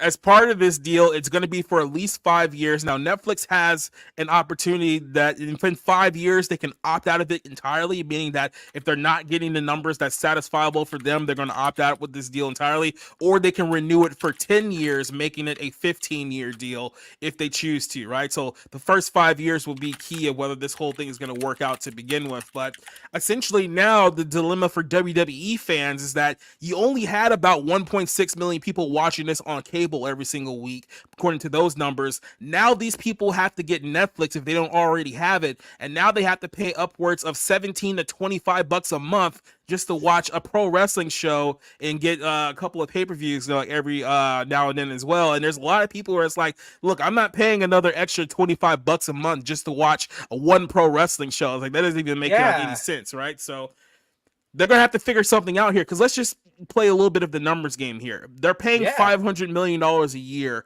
for the WWE, and that's the rate that Netflix is giving them. Let's say that 2 million new subscribers, meaning people who don't have Netflix right now, who are going to get it solely because WWE's there. Let's say they get 2 million, or bring 2 million people over.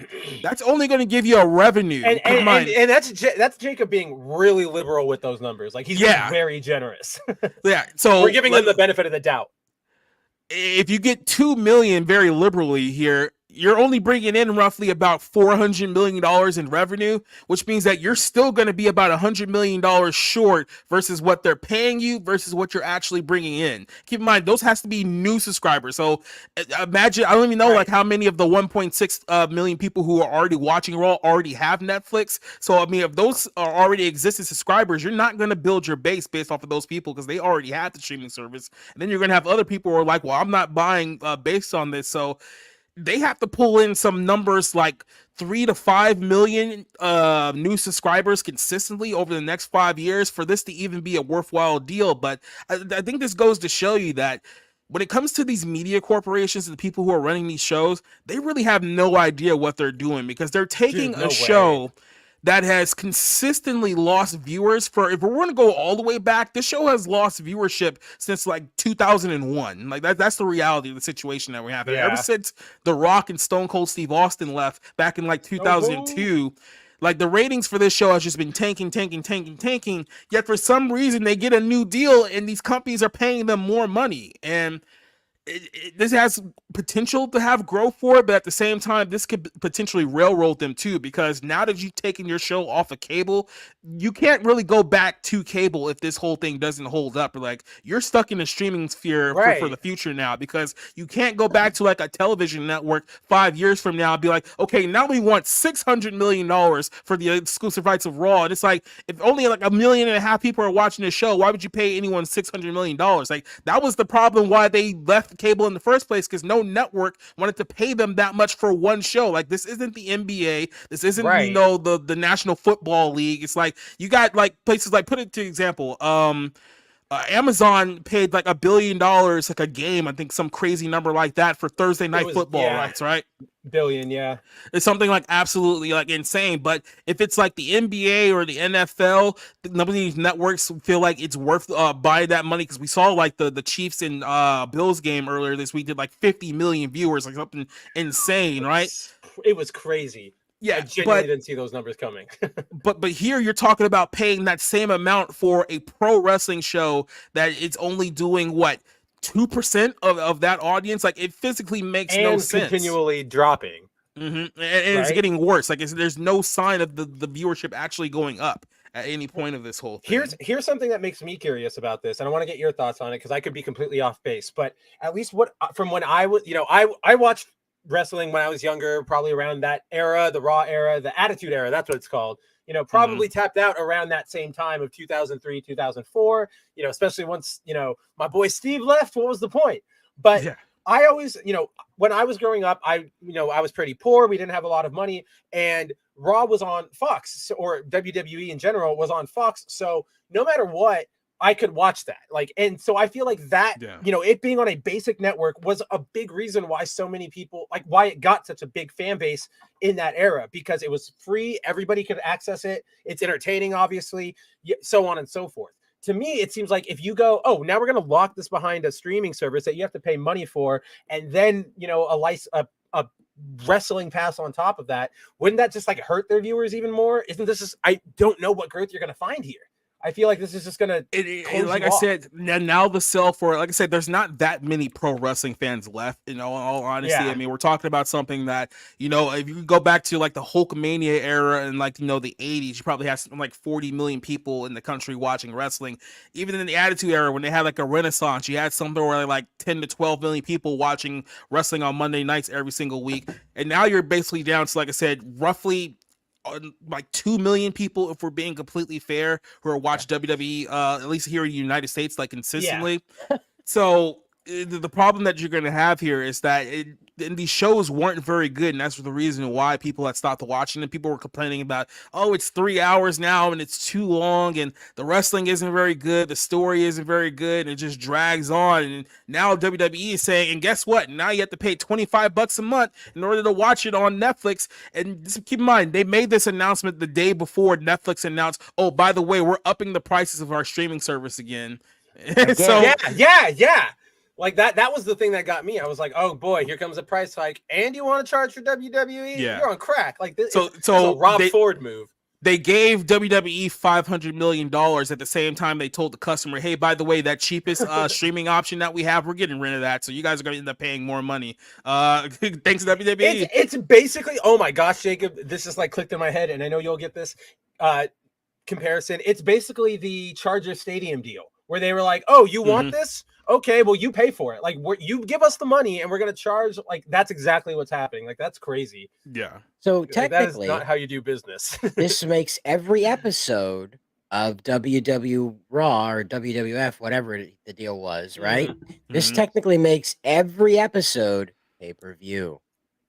Yes, quite literally. Oh, wow. And that's like the Academy Award thing. Now they can throw that on their marketing and go, look at all our pay-per-views that are being sold. Not only that, think about it from this perspective. This is just insane. Like, look, good on WWE because they keep finding ways of conning like these media corporations out of like millions of dollars. So it's like, yeah, the same way you got to respect the hustle, but at the same time, like from a media perspective, $500 million a year for Raw. Basically, what they're saying is that every episode of Raw for an entire year is going to cost Netflix $9.6 million per episode. Woo! For an entire year. Yeah. And they signed papers to make this happen.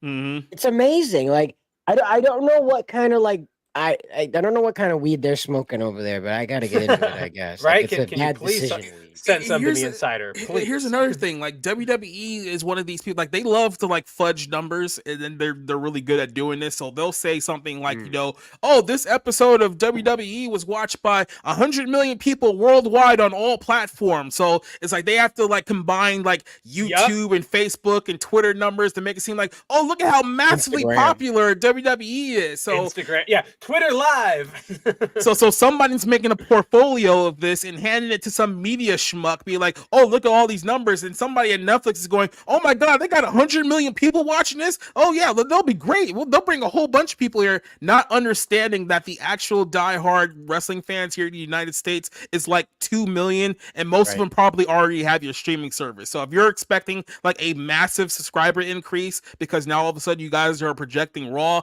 like you're not going to get what you think you're going to get out of this. And are they? Or no, keep going. No, I just have a quick. Keep going. I was just gonna say. So, like I said, they have a 5-year opt out. So if Netflix is not satisfied after 5 years, they can dump WWE again. Like I said, I don't know what WWE is going to do after this, because if Netflix in 5 years says that this ain't working out, we're done here, you would have been dropped in the course of like 10 years by Fox, NBC, and Netflix. I don't know where else you go after that. That's 3 major networks dumping you in like a course of like 5 or 6 years. Lifetime, and then you just have a lot more like less promotions where they'll have an X show, they'll have Tucker's show, then what's it, Joy Reid's show? Who had that'd be hilarious. Don Lemon show, that's who got a show. Yeah, right. Don Lemon. That'd be hilarious, so that Don Lemon has to do the lead in, right? So it's not Tucker, the guy that would actually kind of sound cool talking about this. The like toe-headed Don Lemon telling you like, don't forget to tune in to WWE Raw right now here on X coming up in the next 5 minutes. You know, like it sounds it's so like warm milk. it bums me out because you brought up like Tucker doing the lead-in, and the second like I feel like what it made me think of is like I feel like if Tucker did the lead-in, he would start having a Javier Milei energy. Oh, dude, that's what I'm saying. Like he would go bat crazy into it, and it would be fun. Like I definitely think Tucker would lean into it, and obviously way more than Don is angry. He's Hillary bitter that he has to be on X. I guarantee. His gay husband will like toast wine glasses, be like, "Don't forget about WWE Raw." Oh yeah, WWE. More sexism coming your way. Yeah. So there's one more with a nice white wine, a Chianti. There's one more note on this, and the reason why, like I say, it's not just the fact that they couldn't get a ridiculous amount of money from like cable networks, but the biggest sticking point with the cable networks was that they're going there asking for more money through the networks, but it's like the networks are looking at the television viewership, and it's like, well, look, you guys have been consistently losing viewers here for like 20 years. Like, why would we pay you that amount of money for this viewership here? So part of the reason why they're moving the streaming, why they wanted to move the streaming, is that because obviously in the streaming service, you can pretty much hide your numbers or pretty much fudge your numbers at the same time, right? Yeah. So, you know, when you get like those press releases that tell you that, oh, Echo was the most watched thing on Disney Plus this week. It was like, it was the #1 ranked show on Disney Plus. It's okay, what were the actual like numbers like for the show? You realize the numbers are just complete dog shit. When those releases come out, I know this because he and I talked about it all the time. Those are like, John and I hate those. Like John Trent, we hate those because it's like, this is going to at least take like 40 minutes of digging around all your numbers and doing math and trying to find how you're hiding this for us to accurately report what's going on.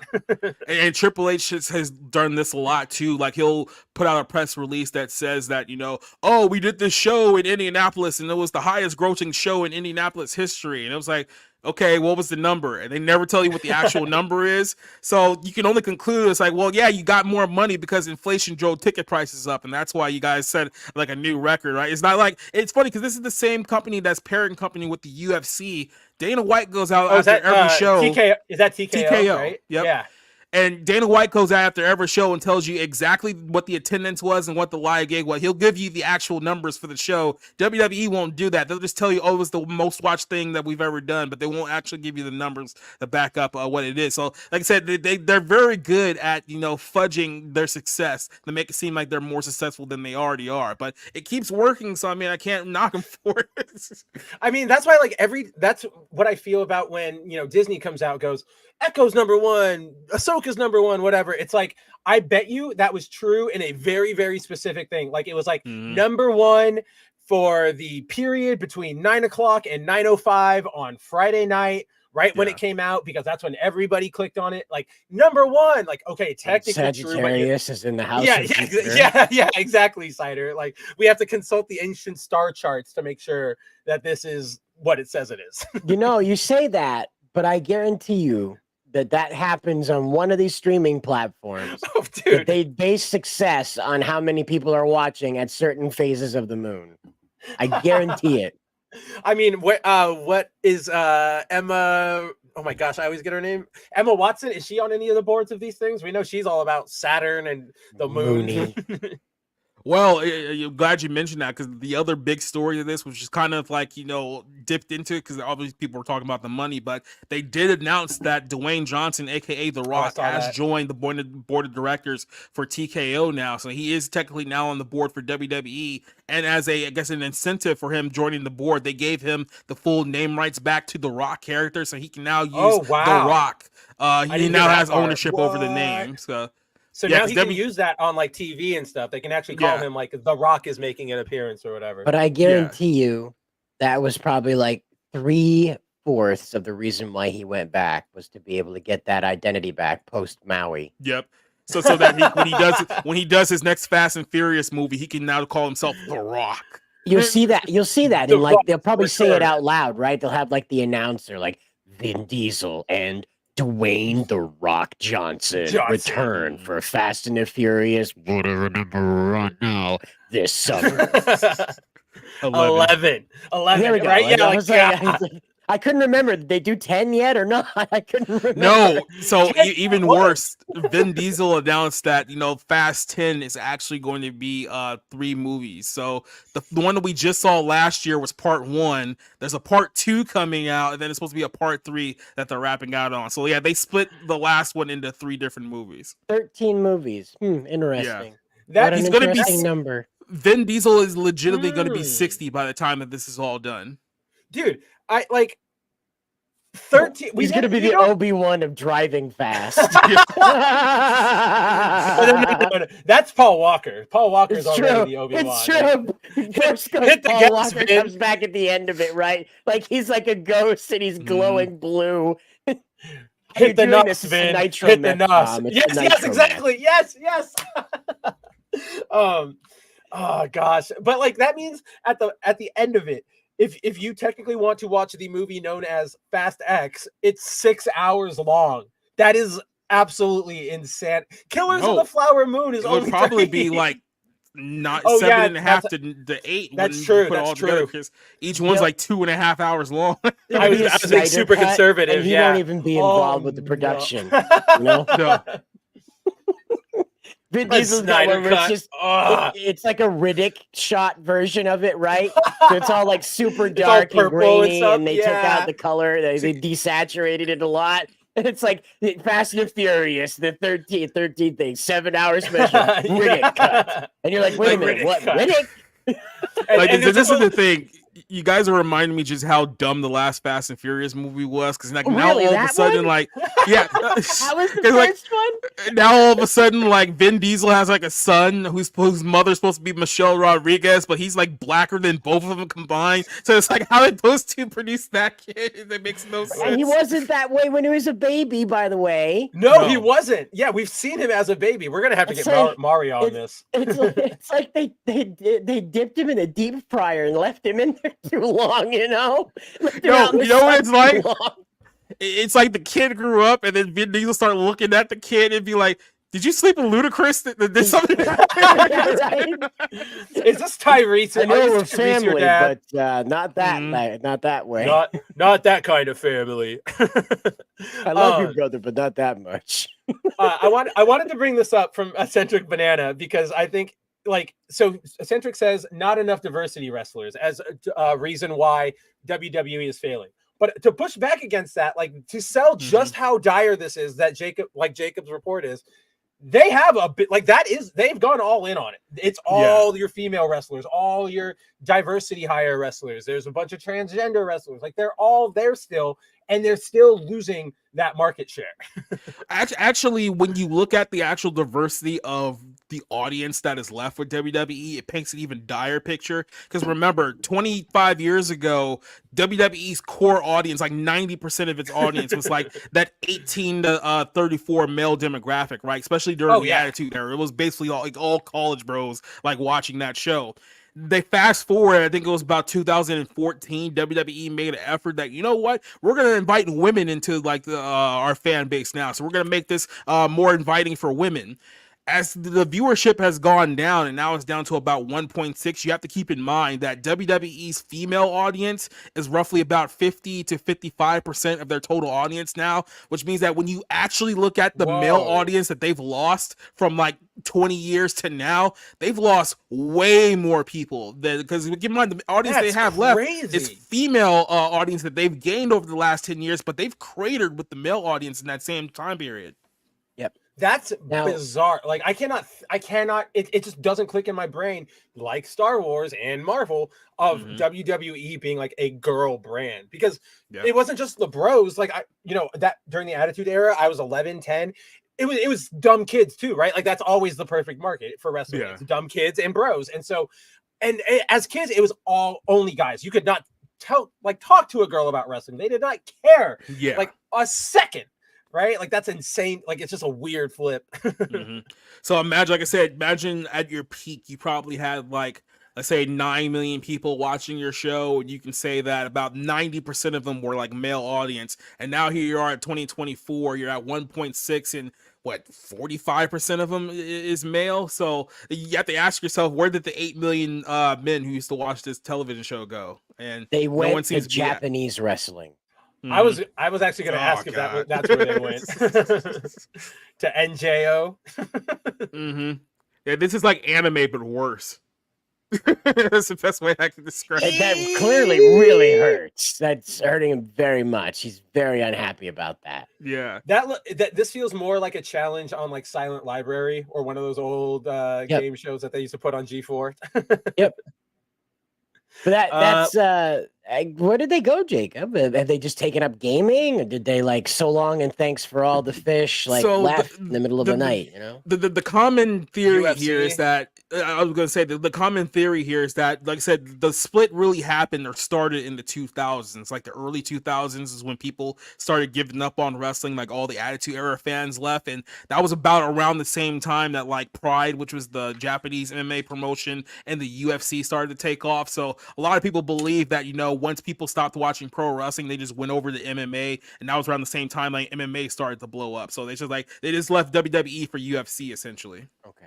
And UFC is still really that company out there that still placates to like the 18-34 male demographic. So that's kind of where most of them went. So, I mean, for the best example of that, who was it that just was in the news for like all of that stuff on Monday? Fighter, Sean Strickland. Sean Strickland, yeah, like that. WWE, you would be like a Twitter shadow campaigned by all the WWE wrestlers. No, like, you see it a lot. I can tell you this for certain. If Sean Strickland was a WWE wrestler and he said what he said in that interview, he would be fired by WWE. That's the night and day difference between WWE wrestlers and UFC fighters. Like, it's the complete opposite.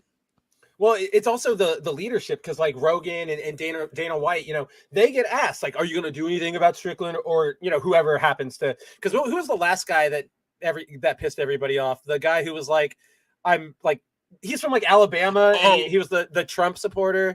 What's his name? And he won. I can see the Bryce Mitchell. Bryce Mitchell. Yeah. Yes. Like that. His when he won his last belt, he had that whole speech where he's like, I'm for Trump, leave the kids alone, all that stuff.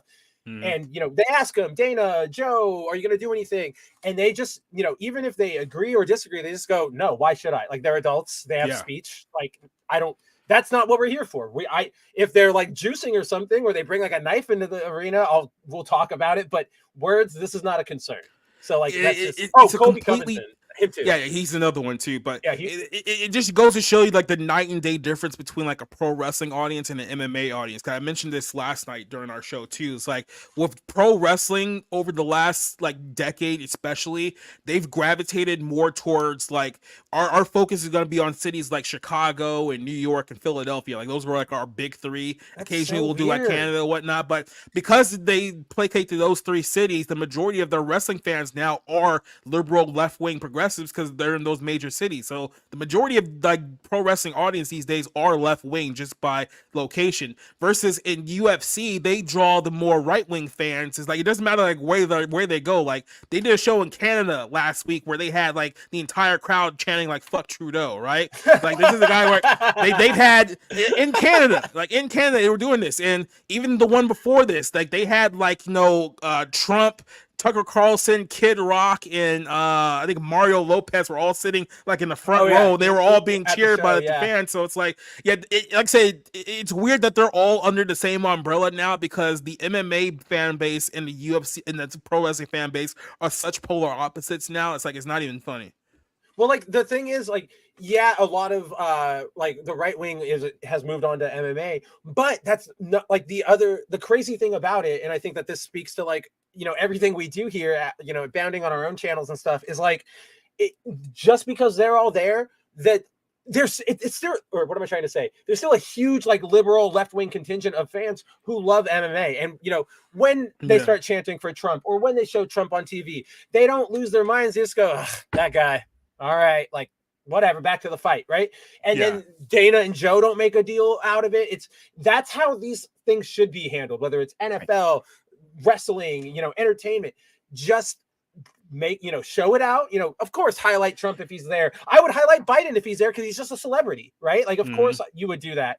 And don't make, don't Disney it up. Don't Disney it up. That's the thing. Like you have, and people like talk about this. Oh, we want diversity. Like, you don't get any more diverse than like the UFC. It's like, you got like those like bombastic like Trump guys like Colby Covington or like Sean Strickland and stuff like that. But then you have like super hardcore Muslims like Khabib or Hamza Chimaev, or all prophesying like Prophet Muhammad. Chimaev. And then like how many? And then it's like, even then it's like, how many like lesbian fighters do you have in the UFC too? Like, we just had a show where like two lesbians co-main evented like the show. So I mean, there's so much diversity like all around the UFC with like countries and nationalities and gender and sexuality. It's like Dana's like, I don't care. Like, just do what you want to do. Like, I don't care like what you say. I'm not gonna like censure you. Like everyone else will just be like, oh, I can't believe you said something like that. It's like the only thing I ask is that when I put you in that octagon, you try to kill the other guy. Just don't kill him. Exactly. Try, but don't. We're going primal here. The only way you can get heat with Dana White at this point is you put on a boring fight. Like, that's the only way that you'll get heat with Dana. If your fight Talk just shit sucks. about Bud Light. Yeah, that's oh yeah, that's He's a little sensitive about that one. Yeah, the one don't pull hill. a Brock Lesnar. The one hill he'll die on. But we do have good news. Godzilla has been nominated for Best Visual Effects for an Oscar for Best Visual Effects. Probably the only film that I genuinely am behind in saying I want you to win. Obviously, like, it doesn't mean much, but I think it would really stick it in the craw of Hollywood, because what they accomplished on 15 million, less than 15 million, and that's, VFX even less. They accomplished something that Marvel can't do on billions of dollars of budget. Like, it's so well, like I said, this is one of those awards where they absolutely had to give, because the fact that they made this movie for, like, what was it, $12 million, I think was the official number that they came out with. That. $12 million they spent to make a Godzilla movie that actually looked very, very good. And here you have Hollywood doing like pink Godzilla with like the green screen. They pretty spent like $200 million on that film. It's like, if you didn't give these people visual effects at the bare minimum, like, you would just lose all credit. It's bad enough you're giving like 11 of the award nominations to Barbie of all things, right? But to try to shun Godzilla -1 for their achievement, it's like, there's no way they would have any credibility with anyone if they didn't give this movie at least one nomination. I say they should get Best Picture nomination too, because I've seen all the other films that are on there, and Godzilla is better than at least like all but two. So, gosh, what even are the Best Picture nominees these years? Because I would probably agree with that. Let's see. I'm just gonna pull it up on my end. Yeah. We have The Holdovers, American Fiction, The Zone of Interest, Barbie, Oppenheimer, Poor Things, Past Lives, Anatomy of a Fall, Maestro, and Killers of the Flower Moon. Yeah, I would definitely probably throw Godzilla at least over Barbie. Like, if Barbie's in there, Godzilla. I mean, there's a few other ones I'll throw in there too. Poor Things. Poor Things. Okay, I was like, was it Poor Things or Past Lives? The one with Emma Stone, and it's Poor Emma Things. Emma Right? Stone's Poor Things. Yeah.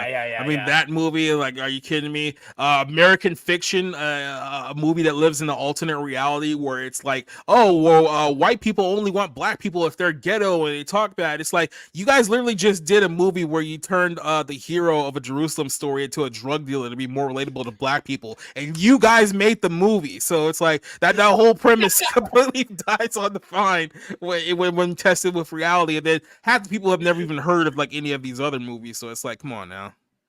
Like, I don't know what Zone of Interest is. Like, I haven't heard of that one. I maybe have heard the name Anatomy of a Fall, like, in passing. I know Maestro's got Bradley Cooper in it. That's about all it's going for it. Half of the movies that get nominated for Best Picture are like movies that are made specifically to win Academy Awards. And it's like, you truly have to hate yourself to sit through like those movies. Like, those are not movies to be enjoyed. Those are movies that placate to the Academy and literally nobody else. Like, just them. It is like a knowing your audience and speaking directly just to that audience. Most audiences are going to. That's why Green Book won. And like, I'm not even talking about like the whole weird race, like weird was the wrong word, but like the whole racial discourse they had around it. I'm not even talking about that. That movie was just boring. That movie was like nothing, and it still won Best Picture. And I remember being just like baffled at that. Let's see. Who asked this? Is that Studio Ghibli Godzilla? I wish, with the cat ears. I'd watch that. The scaly cat bus. That's good. Right? That's good. I like that. Like, you put a meow at the beginning of the Screonk, right? There you go. See? It works. It actually works, even with my poor imitation of it. I think you're on to something, Cider. See? Let's see. DZ says, I would say that the Oscars should really be an international thing. I think he's saying it shouldn't be an international thing. It should be an American thing. Okay, yeah. Best foreign film, I will agree, though. And then there's the correction, shouldn't be. I would say the Oscars shouldn't really be an international thing. It should be an American thing, just saying. So I really agree with that. I truly do. I think that this should be just for American movies. I get the idea. I mean, you already have like a best foreign film category. Right, so, right. I mean, that's what I was going to say. Like, I get that. Like, put that one nomination in there. And then you also have like documentaries also come from wherever. But go ahead, Cider. Well, I gotta like put my foot down on this, okay? Because we call baseball the World Series, and we don't let anybody else play it. And we also do Mr. Universe, and I don't know if we ask the aliens if they want to come flex for us all oiled up or not. You know, Mhm. it's one of those things. Well, they tried that in Miami recently. It didn't go over very well. The one thing that we open up to the whole world, right? That should be exclusive to our country. You know what I mean? That it's so bizarre. But okay, I'm actually behind Cider on that one now. You know. We could do like why don't they have like a global film awards and then just leave the Academy Awards for us, for our like American movies? Yeah, that'll make Klaus Schwab, erect. I know. This is a radical idea that might have only happened in like 1920. Yeah. Fucking Schwab, he's just a straight up supervillain.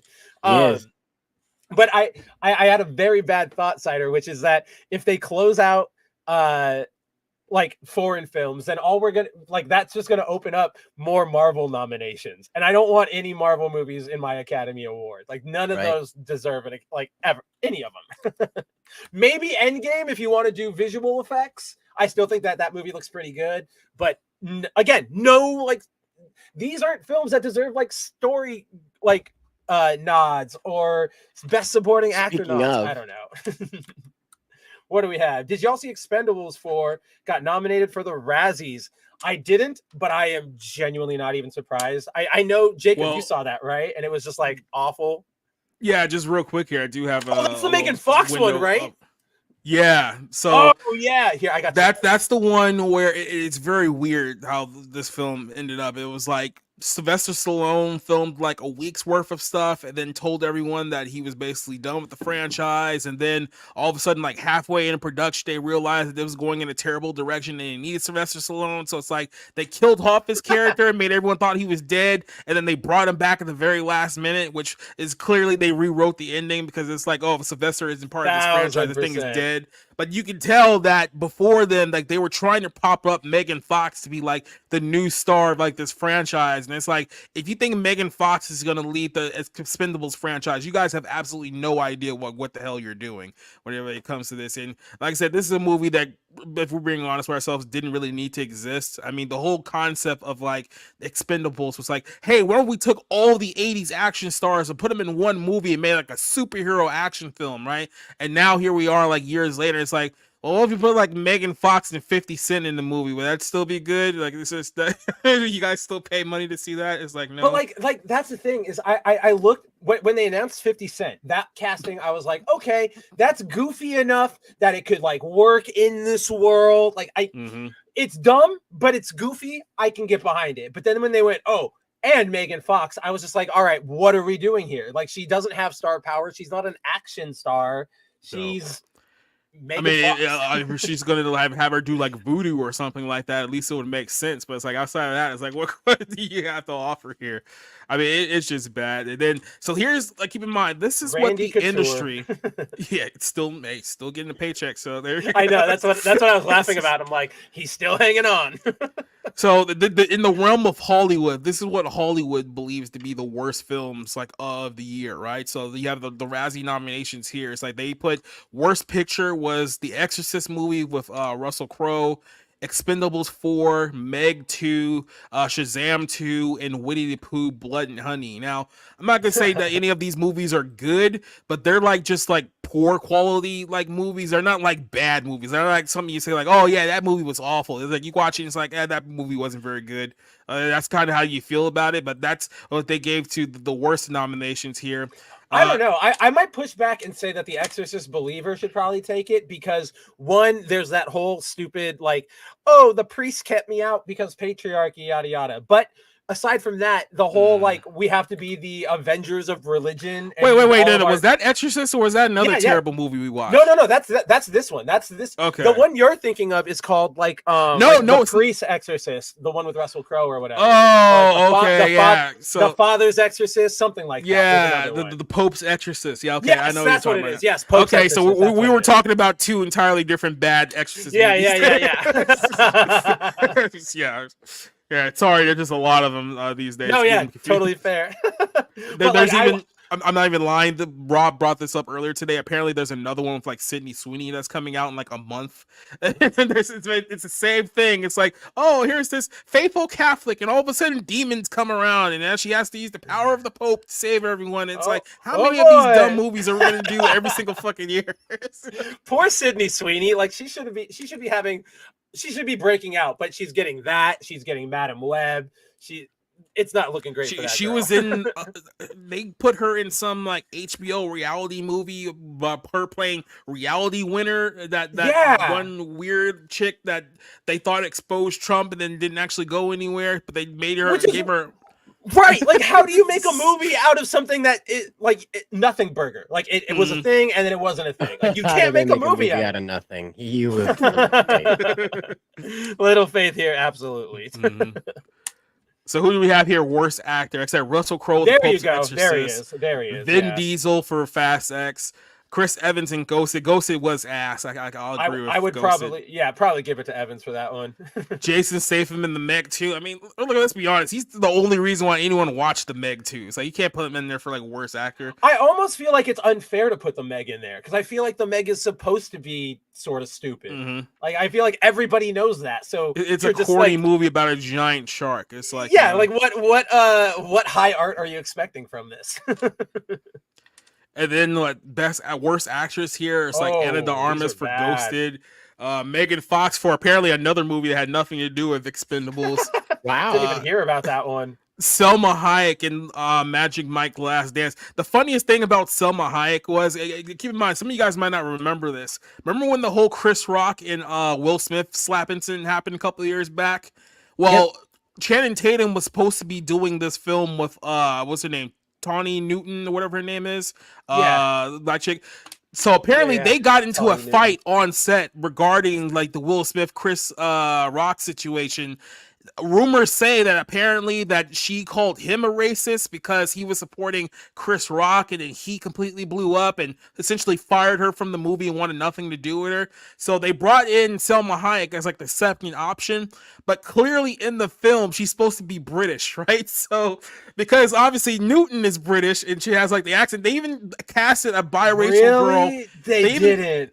They even casted a biracial girl to be the daughter in the film because they assuming that Newton was going to be the mother in the movie. So they just put Selma Hayek in there. It didn't change any of the details about the film because they were already in production by the time she got cast. So it's like they just had this random Mexican woman living in London for no reason and having a biracial daughter who clearly isn't half Mexican at all.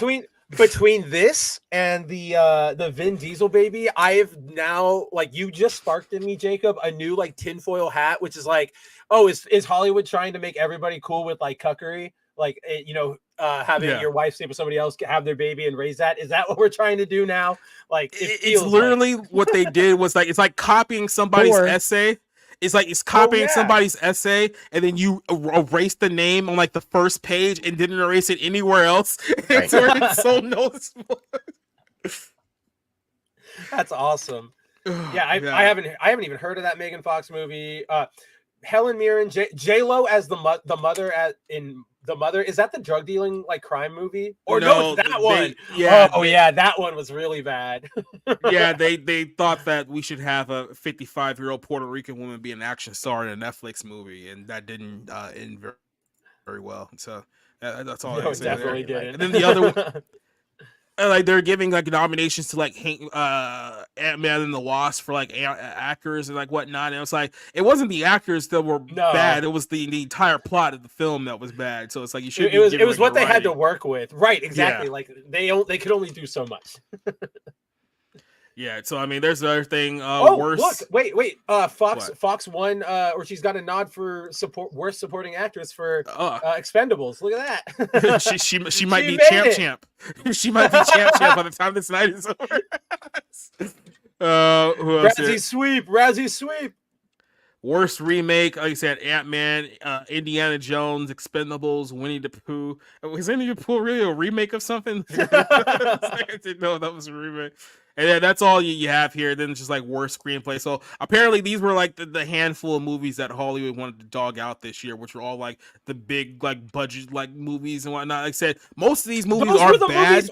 Well, those were the movies they banked on too, like Shazam, Ant-Man, Indiana Jones, Expendables, and I'd even say Magic Mike's Last Dance. Like those were movies that they were like, oh, this is going to be a huge win for us. Meg 2 got released during the summer, so they thought that movie was going to be big too. So yeah, I remember they thought Ghosted was going to be this incredible thing. They were like, oh, Chris Evans, Anna de Armas, oh, whoa, come watch it. That movie is steaming. That movie is so what they did with Ghosted is that they basically did like, you know, a spy falls in love with like a regular person and then follows her around and she has to like, you know, get him out of danger. Essentially what they did was that they took the gender roles of this story and flipped it to where like Chris Evans is like the clingy damsel in distress and Anna de Armas is like the super spy secret agent person, but it's like they have no chemistry whatsoever like on screen. Like it was like 20 minutes in, you're just like, this is just terrible. Like, what am I even doing here? I knew I was muted. I know I was muted. I was looking for it. What was I gonna say? Like the plot is just really stupid too. Like it's so it's one of those movies where it's like it's trying to frame Chris Evans as being like cute and like love struck, but it turns it's just so stupid where he's like, oh, I met this girl. She what is it? He like left her phone in her car or something, or like with her in her purse, so he knows where she is, and so he's like, "Oh, I haven't heard from her. I'm just gonna go track her down." Which is like that. That's where the movie should have stopped. Here's this girl I had a one night stand with, and I'm super obsessed with her. I'm gonna fly out to London.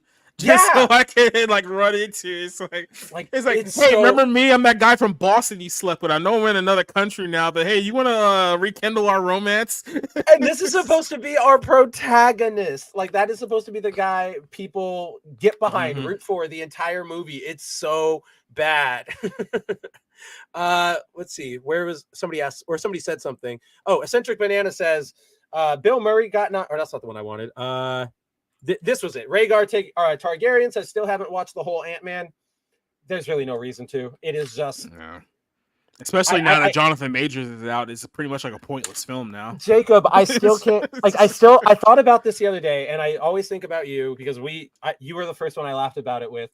But I think about this pretty regularly. The last shot of him as Kang is just a bunch of Jonathan Majors like hooping and hollering. Well, like a bunch of monkeys in the stadium. Yeah, man, like unironically. Like, I didn't say that. I did not say that. I didn't say that. But it's like, and then the other day when I thought of it, I went and I like found I went and I read the comic where it came from because I was curious. They're not doing that. They're all like those Kangs are all like standing there, like listening and waiting for the plans to come out. And I'm just like, Marvel, what were we doing here? Like Disney, what were we doing here? This is the thing that like, I don't know. Maybe we're just too normal for this world. Like maybe this world is like it's really what it is. But remember this whole idea of like dailies. Remember this whole idea that like the studio and the director were like look at what was shot at the end of the day, be like, oh yeah, this looks good. And like, how do you look at that scene and think to yourself, I don't think this is gonna go over very well. Yeah, we're gonna have to fix this because this is not good. Like somebody looked at that, was like, perfect, let's go. It's like we don't got time.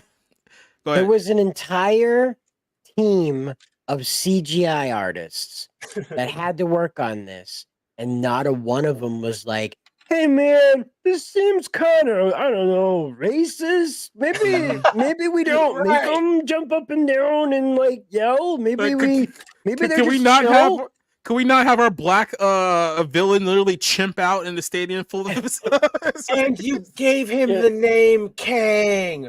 Right. Like, come on. That's the hardest part. Right. That's what I'm saying. All the way down to the guy that does the freaking lighting. Nobody was like, hey, that's pretty racist. Have you done a Google search lately for like black guy Kang? Like what's just a really quick one? Quite literally, we was Kangs. That's what I mean. Like a stadium full of them. Yes.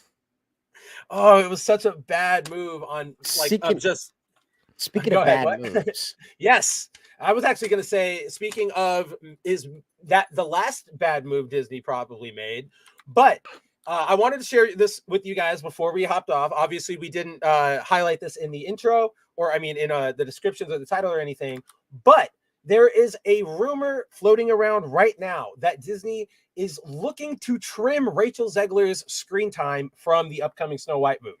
So this rumor comes from friend of the channel, personal friend of mine. I think he at least has interacted with the other two, but WDW Pro, he spoke to an insider source, and apparently the source said that in an effort to quote, in the word was, quote, soften the image of Snow White, of this live action Snow White, they are going to be hiring a childhood actor, like a child actress, to portray a younger version of Snow White in a childhood plot, like flashback plot, that they're going to insert into the film. That's essentially what the rumor is. That's what Pro's source is telling him. The interesting thing about this particular rumor, obviously it's interesting that his sources told him that, and I will go out on a limb here just for you guys because I know Pro and I talked to him about this. I can vouch for who he's talking to. I know the source he's talking about, but it's interesting that the source came out and said this because like a day or two after he came to Pro and said this is what's happening, the Diz Insider, I don't know if you guys know that site. It's a very, very, very shilly Disney news website, but they ran a report saying the what is her name? Amelia Foucher. She's a very like burgeoning actress. She's like 10 years old. Her biggest movie was that deaf film Coda. I don't know. I haven't seen it, so I don't know what her role was in that movie, but that's what she was in. The Diz Insider is reporting that she's actually been cast as a young Belle. So it's, if all of this actually pans out and nothing gets swooped out from under us in the next month, it's looking like Disney, are they actually making a good move here? Is this just them, trying to save face? Like they know that this is a disaster. Yeah, that's absolutely what I think it is, because Pro source said that they could, it's way too expensive to redo the entire movie with a new actress, which I understand. Like that would cost zillions. So this is like the easy mode way to do it. just hold this thought here just for a second. Why, especially with Disney, because all of these roads seem to lead back to Disney. Why does it take them to spend $250 to $300 million first before they realize that their films are ass? Shouldn't they figure this out when they're writing the movie, that this film sucks? It feels like that where you would start, right? Well, so here is, I'm going to give a weird white pill, half black, half white pill that's sort of been jumping around in my head on this topic. So yes, you would absolutely believe that at some point somebody's going to go, this sucks, or, hey, maybe don't cast the black guy as a character named Kang, all that sort of stuff. But we do know that up until last year, middle of last year, Disney was doing the sort of fly by night, fly by the seat of their pants filmmaking, where it was, oh yeah, green light that, we're going to do that. Okay, sure. And then when you go to their other studios like Marvel and Lucasfilm, we know that they've admitted that we're just making it. There's no plan. We kind of just we go in there, we film a bunch of stuff, and then we throw it all together in the editing room. And obviously it hasn't worked out, but following their declaration that they want to like start curating things and getting better. And then so they made that declaration last year, which, obviously I'm probably like a lot of you, I go, I don't believe you. Like, that's just, good luck. Okay, sure, fine. Prove it to me. Now they made their first real move in that sense when they scrapped Daredevil, right? So they scrapped Daredevil and they say, oh yeah, we're going to, go back to the drawing board on Born Again. We've really got to get this right. They went and they hired a team of directors, a dedicated team, and a dedicated showrunner to take care of that. Now, the reason that it gives me so much, I have optimism over the fact that Disney might be starting to maybe listen to their audiences, maybe. And again, I'm so cautious, but there was the news yesterday that Daredevil Born Again is bringing back the guy who played Bullseye to play Bullseye in the show. So that to me sort of communicated, okay, that team knows what fans want. They are going to try and make this like a continuation. Could something be happening here? And that's why that between that and this, I'm starting to wonder, not believe, but wonder.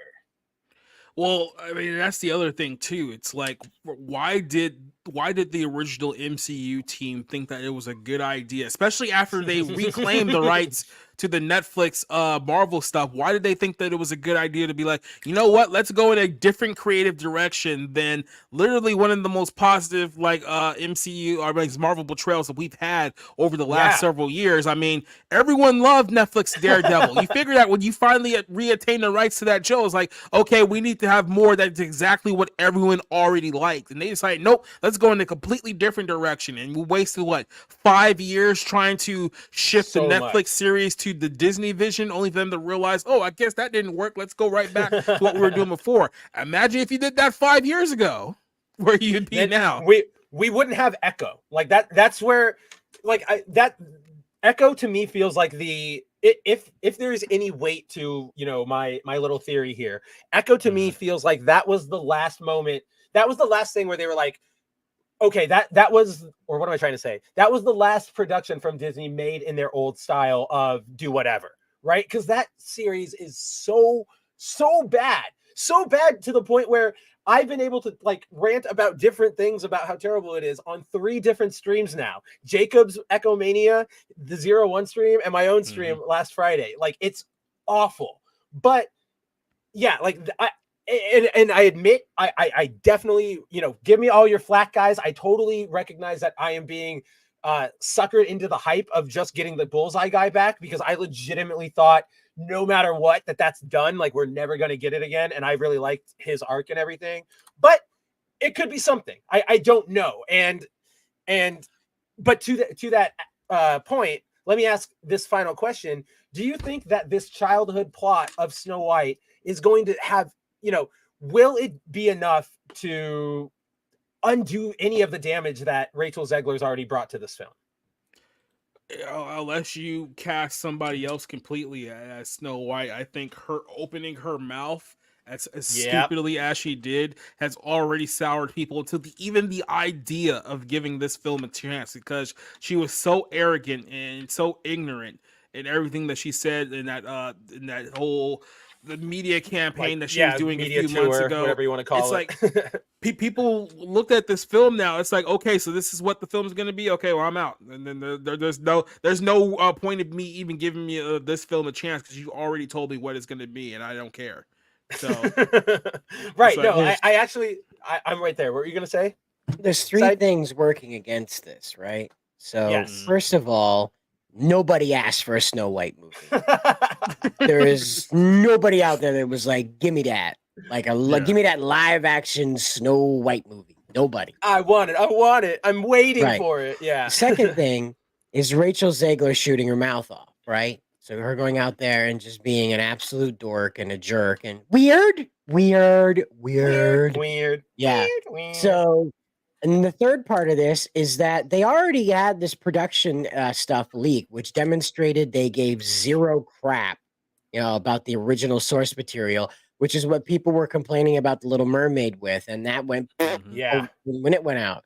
So that's the 3 things that are working against this. So even if you did a recast, I don't think anybody's going to care enough to give it another shot. It's really different. Rachel, if you sat down with Cinderella. Cinderella's a very different kind of fairy tale. Right. Not that there's action, sword fights, or whatever, but it has just a much more dynamic execution in how it carries the story. Snow White is a very up until this point, something happens, then the end happens, and there's a dragon fight, right? That's no, Maleficent's the one that turns into the dragon, right? Still a dragon fight. There's a dragon, there's another dragon, yeah, of course. So there's a dragon fight at the end, right? He throws the sword, yeah.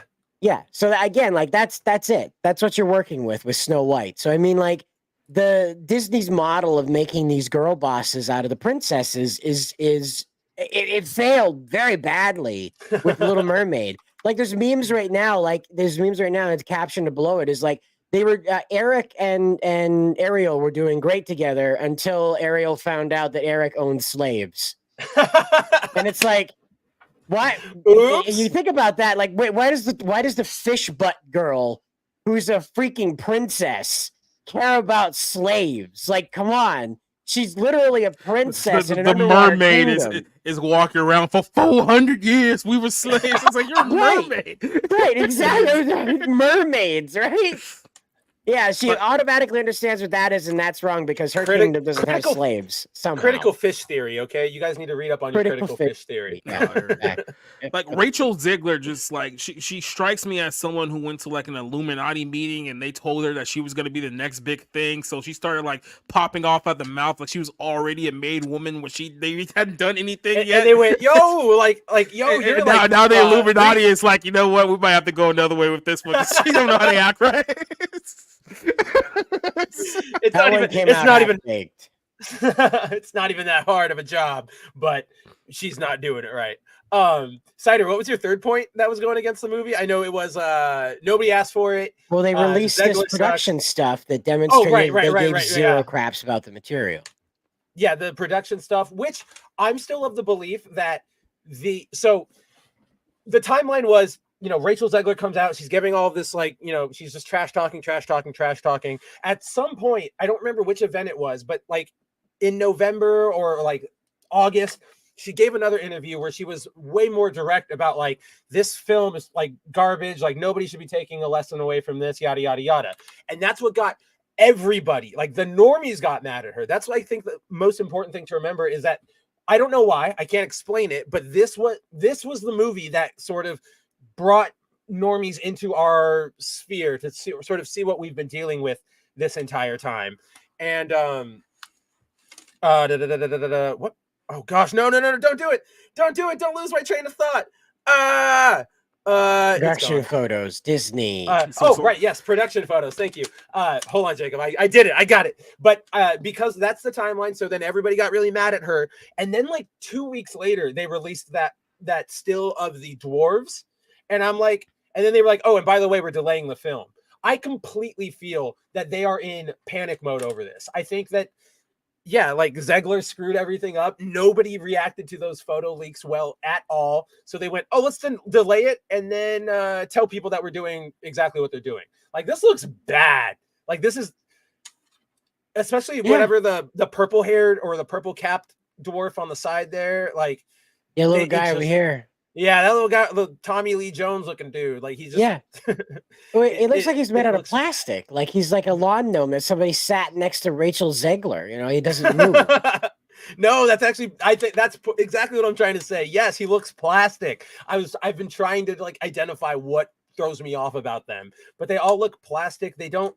It looks like she was photoshopped in. Like they green screened her on a green screen sitting down, and then they just threw her in there. Of course, it's the volume, duh. And then Centric Banana says, you know, they look like they abducted her. It doesn't look great. So I think ours now. Literally, start doing our chores. Like I said, it's just like, how did you even let it get to this point? Like, the script is awful, the dailies were awful, the screenshots are awful, the CGI, everything about this is bad. How did it even get to this point? Like, I feel like people need to be fired just for it getting to this point of the production. It's like, these are things that should have been publicly, like named and like shamed. You read I don't want names out, like the Nuremberg trials, you know? Right. Like, I don't want you to just say like, oh, the producer for the film is gone, because I don't know who that is. I want to know their name, and I want to make sure I know what films they're attached to. And you read their at out so you can go like, yeah, exactly. Show me where I can get them on Twitter and Instagram. I'm gonna go over there. So like, it's funny, Jacob, because you're sort of on the side I normally am, where it's like, how did this happen? Where did it get here? But in recent, you know, streams, I'm sure our readers can, you know, tell, and maybe you two can as well. Like, there's the whole, you know, I can't ignore anymore the fact, and I think one of you two brought it up last week, which is that there's the BlackRock element, there's the Vanguard element, there's the Blackstone element, which means that no matter how much all the stuff fails, no matter how much it bombs or people don't like it, as long as it promotes the right message and like helps, what's the right word? Like with the social engineering and all that stuff, BlackRock will give you all the money to get dig out of that. And that's honestly what I feel like is happening. This is just one of those very rare, like needle in a haystack moments where it's just too public for them to sort of continue forward. Because if they went that strong with this film, more people would catch on. That's like what I feel. Because absolutely nobody wants this film. Absolutely nobody wants this film. Nobody. And then, wait a minute. But you know what people want less? Death and destruction. They want less death and destruction, but I think there's only one way to stop death and destruction, and that's with some death and destruction. Cider, do you have the laser ready? It's charged. Let us fire in 3, 2, 1.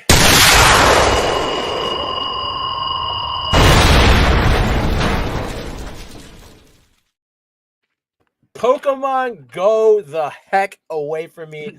Pokemon, go to hell. That's what I was going to say. I was still trying to keep it PG, but yeah, that's exactly what I was going to say. There's also, I was hoping, like, that was a good picture, Cider, but I was also like, what if he gets the one of her dabbing at, like, the, what was that, on Ellen or whatever? She didn't have her face, and I was like, I don't know if people know what she looks like when she's dabbing. It could just be some weird grandma to them. It's a little too inside baseball. We get it, but will everybody get it?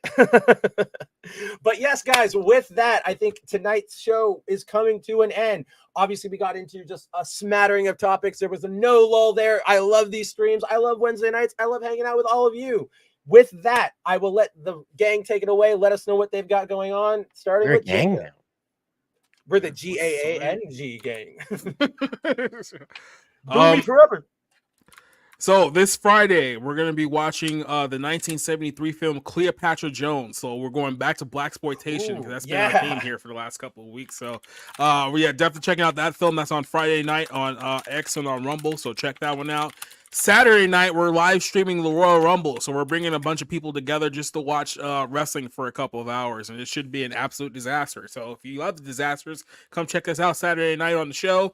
Monday, got my next episode of the Bible Lens podcast talking about the follies of Christian nationalism. Then, of course, next Tuesday, we'll be doing another episode of the Ballroom podcast. So a full plate of streams this week. Awesome. And they're all good stuff, guys. I highly recommend you go check out every single one of them. I plan my days by them. I think I've told Jacob this before, but I'm like, if you're not streaming, my work schedule goes off because I don't have like all of your stuff going on in the background. What am I supposed to do now? yeah, that's exactly what I said. I was like, what the hell when he took his break like a couple weeks ago, I was like, what the hell am I supposed to do tonight, Jacob? Gosh. Cider, what have you got going on, homie? Just make sure to check out the Sky Talker live stream tomorrow and come back around for Monday Rewind. And keep checking the Bounding Into Comics YouTube channel as we update news stories that are coming out. Mark Claire reacts. And we also have Brett R. Smith interviewing comic book artist Andy Smith tomorrow for Escape from the Future. My apologies. Which will be premiering here in the morning. Don't worry, you don't need to catch it live. But it is good too because Brett might be in the chat. And you can, and Brett's a great guy. He's obviously one of the most talented people in our spheres. Always a good chat.